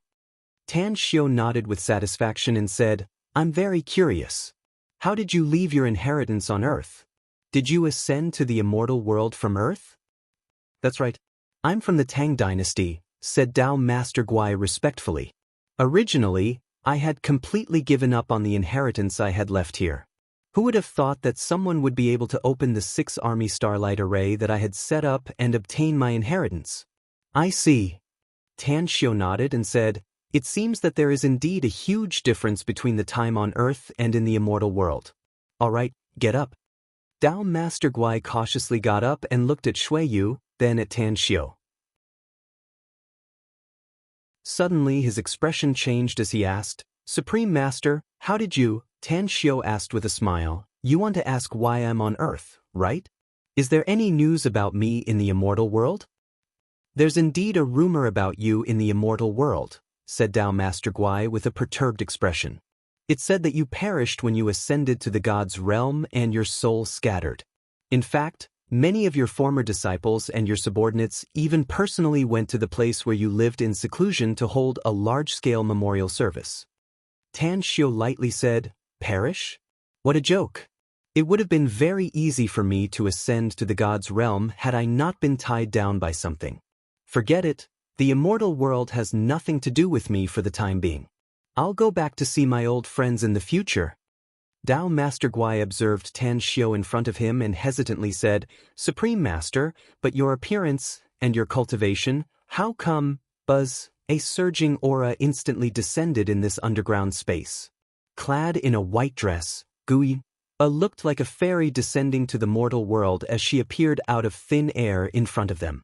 When her eyes fell on Dao Master Guai's divine sense, her fingers immediately pinched and a dense killing intent burst out from her eyes. "You are..." Dao Master Guai was shocked and was about to berate her, but after seeing Gu Yenner's appearance, he immediately swallowed back his words. With deep fear, he prostrated and knelt down and called out, "Dao Master Guai, the 326th generation disciple of the pristine immortal Confucian sect, pays respect to Rakshasa immortal monarch." Shui Yu's complexion changed and she instantly stood in front of Tan Xiu. She was now a spirit formation stage powerhouse, but she still felt a huge threat from Gu Yen. It was as though the breathtakingly beautiful woman in front of her was a mountain she needed to look up to. She even had a feeling that it would be a piece of cake for this woman who suddenly appeared in front of her to kill her. "Master!" Gu Yen slightly furrowed her brows and indifferently glanced at Shui Yu. Then she gracefully bowed to Tan Xiu. "Master?" Shui Yu was dumbfounded. She turned her head to look at the smiling Tan Xiu, and then shifted her eyes to the breathtakingly beautiful Gu Yen. A strange feeling welled up inside her. Fortunately, Dao Master Guai was only a wisp of his divine sense at the moment. If his real body was here, he would have been shocked by Gu Yen calling him master. Who was this demoness in front of him? She was a terrifying female Azura with countless titles in the immortal world. 1,000 years ago, he once met Rakshasa's star monarch with his master and elders. He still clearly remembered that she killed countless mortals and immortals of an ancient country with just a flip of her hand. The sky of the immortal world was dyed red with blood at that time. The scene was deeply engraved in his heart, and he still couldn't forget it even after 1,000 years. But, however, how could this vicious and merciless demoness from the immortal world be the disciple of Lord Supreme Being? It must be noted that although Lord Supremacy had killed countless immortals and Buddhas, he had never killed innocent people. Unaware of Dao Master Guai's thoughts, Tan Xiu asked with a smile, "Why are you here, Yin?" With a wave of her hand, Gu Yin imprisoned Shui Yu and pushed her a few meters away. Only then did she reveal a sweet smile and said, "I sensed a huge immortal aura in this world, Master, so I came here to investigate. I didn't expect that someone from the immortal world would appear here." "Let them go," Tan Xiu said with a smile. Gu Yen faintly smiled and skillfully held Tan Xiu's arm. She then instantly removed the spell that imprisoned Dao Master Guai's divine sense and Shui Yu. Shui Yu ran to the other side of Tan Xiu and vigilantly looked at Gu Yen, asking, "Is she your disciple, Tan Xiu? Were you really a supreme in the immortal world?" Tan Xiu faintly smiled and didn't explain it to her. Instead, he looked at Dao Master Guai and said, "Remember your oath. I hope you won't violate it. Also, I'm afraid your divine sense won't be able to go back, no? Leave this immortal force to Shui Yu. She's your disciple after all." "Understood," replied Dao Master Guai respectfully. Tan Xiu took a deep breath and said, "I'll also remember my promise to you. As long as you can fulfill it, I'll naturally help you set foot on a higher level in the future. I'll even give your pristine immortal Confucianist sect a great opportunity." "Thank you, Supreme Sir," Dao Master Guai respectfully replied and cautiously looked at Gu Yen. Then, he turned into immortal force and integrated it into Shui Yu's body. "Shui Yu, absorb this immortal force first. It'll be of great benefit to you," said Tan Xiu. "I know you have doubts in your heart, but I'll tell you after you've absorbed this immortal force." "All right," Shui Yu replied and strode to the side to sit cross-legged. Gu Yen shot a deep look at Shui Yu and immediately said, "Master, why didn't you let me destroy Dao Master Guai's divine sense just now? He's someone from the immortal world. If he were to leak the news that you're in the immortal world, I'm afraid it'll be very disadvantageous to you." Tan Xiu turned to look at Gu Yen and said in a low voice, "You just had a way to destroy Dao Master Guai's divine sense. Can you follow his divine sense into the immortal world and destroy his immortal soul?" Gu Yen's expression turned stiff. She shook her head and said, "I haven't recovered my strength yet. I can't even reach the golden immortal stage, so I can't destroy his immortal soul. That's it. Tan Xiu nodded. If you can follow his divine sense into the immortal world and directly destroy his immortal soul, I'll naturally let you destroy him as soon as possible just in case. But you can't do it now, and I can't do it either. Hence, I can only bet that he'll abide by his oath and conceal the news about us in the immortal world. Don't worry too much, I know a bit about the situation of the pristine immortal Confucianist sect.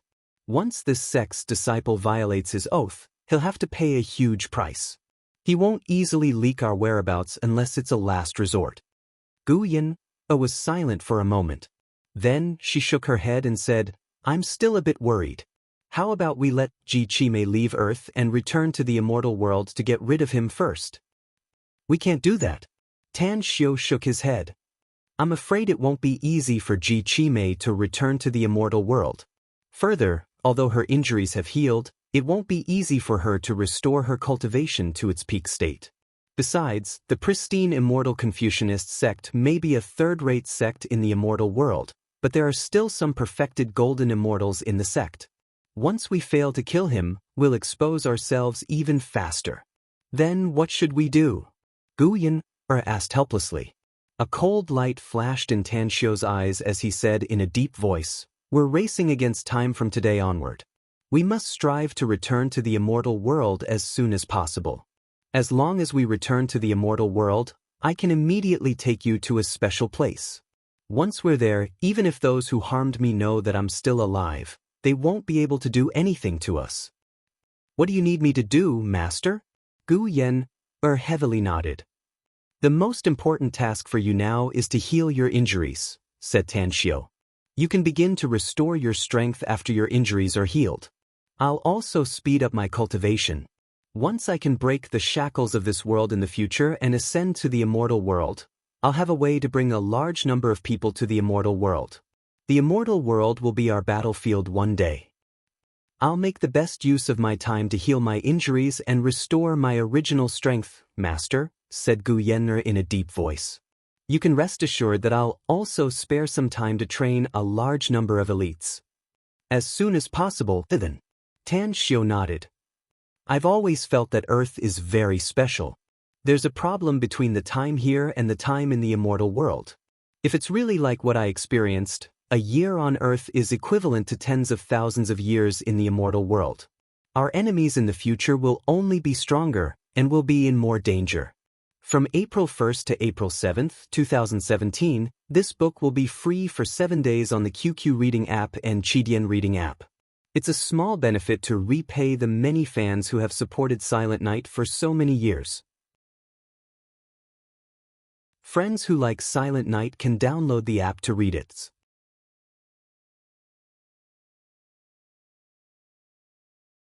Chapter 901. Countless starlights sprinkled down on the earth from the night sky. The scorching heat of summer also filled the wind with heat waves. Tan Xiu, Gu Yin, and Shui Yu returned to the ground. Tan Xiu immediately decided to return to Ning City. However, he could faintly sense that there was something wrong with the relationship between the two women. You know what you should know, and you already know each other. So we're on the same side from now on. I hope you two can get along well in the future. Standing on the hillside, Tan Xiu looked up at the starry sky and spoke in a particularly low voice. Gu Yin pulled Tan Xiu's arm.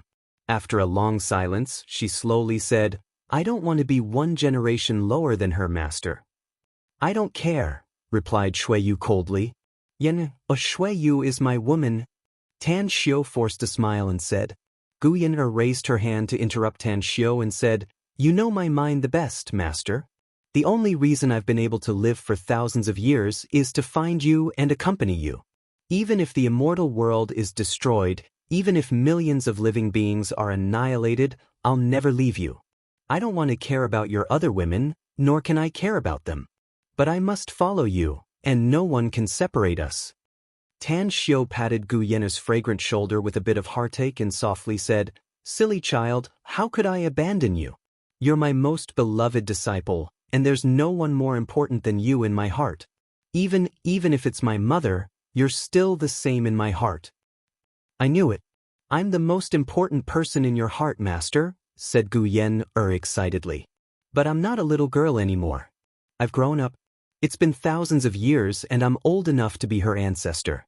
I don't want to be one generation lower than her. This, Tan Xiao was somewhat at a loss. Shui Yu squinted her eyes. As a woman, she could clearly feel Gu Yen's feelings for Tan Xiao. She even admired Gu Yen very much after learning her true identity in the underground space. After a moment of silence, she broke the deadlock and said, Tan Xiao, since she's not leaving you, you should also not abandon her. She has endured for thousands of years. Even an ugly daughter-in-law has long become an old woman. I think your master and disciple relationship has long surpassed any other feelings, so why bother with the trifles? You already have a lot of women. It doesn't matter if you have her or not. In my opinion, if she doesn't want to be one generation lower than me, you might as well let her be your woman. Nonsense. Tan Xiao angrily reprimanded. Gu Yen's eyes lit up at this moment. With a pleasantly surprised expression, she looked at Shui Yu and asked, Do you really think so? That's right. Actually, I'm also considered a latecomer. If I were to use the terms on Earth, I would be his lover if I were to be nicer. If I'm not nicer, I would be his third wife, fourth wife, fifth wife. Gu Yen immediately said, Okay, then you can call me sister from now on. I call you younger sister Yu, and you call me older sister Yen. Big sis Yen. Shui Yu gently nodded. Gu Yen said with satisfaction, Younger sister Yu, since we are sisters, I must give you a gift for our first meeting. But what should I give you? Gu Yen frowned and thought for a few seconds. Just as Tan Xiao was about to speak, she suddenly said with surprise, I remember now. Since you've reached the soul formation late stage, I'll give you a flying sword. Star-Lord Snow Cicada spent thousands of years collecting countless treasures from the immortal realm to forge this flying sword. Even in the immortal realm, it is a supreme-grade immortal artifact. With that said, an immortal sword as thin as a cicada's wing appeared out of thin air in her hand, emitting a deep blue light. As soon as this immortal sword appeared, it caused the surrounding space to shake greatly as if it was about to split open. Shui Yu could feel that this immortal sword was extraordinary. The pressure it emitted when it appeared made her feel cold all over. She fell in love with this immortal sword at first glance. Thank you, Big Sis Yenner. This time, Shui Yu thanked her from the bottom of her heart. Gu Yenner intimately pulled Shui Yu's hand and then used the immortal sword to cut her finger. She then taught her how to put away the immortal sword and how to nurture it. Then, she proudly said, You don't need to thank me, younger sister Yu. We're a family from now on, so there's no need to be so polite. She was very satisfied. She was very satisfied. She knew that Tan Xiao always had scruples about their master and disciple relationship and never wanted to have any romantic relationship with her. But now, she seemed to see a shortcut that could make Tan Xiao accept her and become his woman. That was, to get the approval of all his women. Tan Xiao had a headache looking at the two women who suddenly became intimate with each other, especially the way Shui Yu addressed Gu Yenner and her attitude toward her. He wanted to reprimand the two women, but he was afraid that Gu Yenner would feel sad. Finally, he could only suppress the depression inside his heart. You should go back, Yenner. Gu Yenner smiled and said, Don't worry, master. I just came out and don't need to go back so soon. By the way, where are you going next? Do you want me to send you there? Tan Xiao thought for a while. Suddenly, his eyes lit up and he smilingly said, If so, then come with me to do something. Ning City, Haiqing Province. Take us there now. All right. Gu Yenner held Tan Xiao's arm again and gently grabbed Shui Yu's shoulder. A huge aura spread out and the three figures instantly disappeared. After a while, just when Tan Xiao and Shui Yu felt dizzy, the three of them had appeared in a remote place in the east of Ning City. We've arrived. We've arrived? Shui Yu looked around in surprise with a puzzled look in her eyes. Yenner has the strength of an immortal. Let alone such a short distance, she can even reach the moon in a moment, Tan Xiao said with a smile. Let's go. There's no need to rush since we've arrived in Ning City. Let's go to the Miao family first and then make plans later. Shuiyu looked at Tan Xiao skeptically. Although she had suddenly become a real powerhouse and had reached the late stage of spirit formation, she had never learned any spells and naturally didn't know the speed of flying. So, when the three of them boarded a taxi and entered the bustling streets of the city, she finally realized that they had indeed returned to Peace City. The shock in her heart made her yearn to learn how to fly and fly freely in the sky. How great would that be? At the Miao family's manor.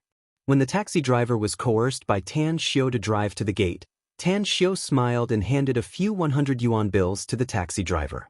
Then, he entered the manor under the respectful gazes of the 6 guards of the Miao family.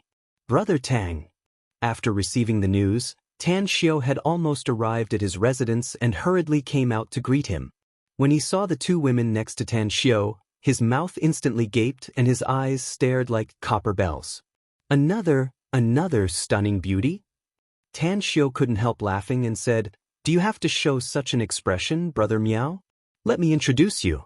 She's Gu Yenner, my apprentice." "She's also Master's woman," Gu Yenner hurriedly added. Tan Xiao angrily glared at her and said, "Don't listen to this Yenner girl's nonsense, Brother Miao." "I'm convinced, Brother Tang." He forced a smile and said, "The women around you are more beautiful than the other. The women around you are more beautiful than the other. It's as if all the beauties in the world have become your women." "You're already so old, so don't joke with me here," Tan Xiao snappily said with a smile. "Let's go. Let's sit down and have a cup of tea first. After Ao and the others report the situation, we'll go straight to the Lien family and annihilate this evil family." Upon hearing Tan Xiao's words, Miao Wentong immediately suppressed the shock in his heart and nodded with a solemn expression. "The Lien family will always be a malignant tumor if we don't eradicate them. But we can't act rashly now, no? There's no what if." Tan Xiao waved and said, "I naturally won't act against the Lien family if I don't have full assurance. Just put your heart at ease, Brother Miao." "Brother Tang, your trump card is?" asked Miao Wenong, confused. Pointing to Gu Yennu, Tan Xiao smilingly said, "My precious disciple has come, so I'll let her exercise her hands and feet. Even if we don't act, the Lien family will be annihilated today." Miao Wenong looked at Gu Yennu and incredulously said, "Brother Tang, you mean Miss Gu? How is this possible? Please don't joke with me. Are you looking down on women?" asked Tan Xiao with a faint smile. "I won't look down on women if it's just women." Miao Wentong shook his head and forced a wry smile. "But Miss Gu is young and she's also your disciple. How could she have the means to deal with the Lien family? Brother Tang, this is a serious matter, so we can't harm Miss Gu. You know about the Everlasting Feast Hall, but do you know who founded it?" Tan Xiao let out a strange smile. "Of course I know. The little boss is Gu Xiaoshue's master." You mean? "That's right. Yen is Xiaoshue's master." Tan Xiao nodded and smilingly said, "You should understand now, right?" Miao Wenong gulped down his saliva and looked at Gu Yenno with a shocked expression. He murmured, "It turns out that reaching a certain level of cultivation can really preserve one's youth forever. Little Gu, no, it's Senior Gu. I never thought that the founder of the Everlasting Feast Hall, Senior Gu, would be so young and beautiful." "Alright, don't flatter me." Tan Xiao couldn't help laughing. "This trick won't work on Yen. I think his words are very useful, Master." Gu Yenner smiled. "I'm indeed as beautiful as a flower, young and promising. Otherwise, how could I be worthy of you, Master?" Miao Wentong's brain was a bit short-circuited. He couldn't see the real relationship between Tan Xiao and Gu Yen at this moment. "I'm really sorry. I was too tired during the day in Singapore, so I returned to the hotel at 9 p.m. I just wanted to lean on the bed for a while and then write, but I fell asleep due to exhaustion and missed the update time. I've kept you waiting for a long time, brothers and sisters. I ask you to support me for the monthly tickets since Jingye insists on continuously updating. Thank you very much ___. That you're tuning in to the Passion Pages YouTube channel. We're so grateful for your support, and don't forget to subscribe to join us on this incredible journey through captivating stories. Your generosity through donations truly makes a world of difference, as it's the primary source of revenue that allows me to expand and enhance this channel for you. Thank you from the bottom of my heart for being a part of this adventure.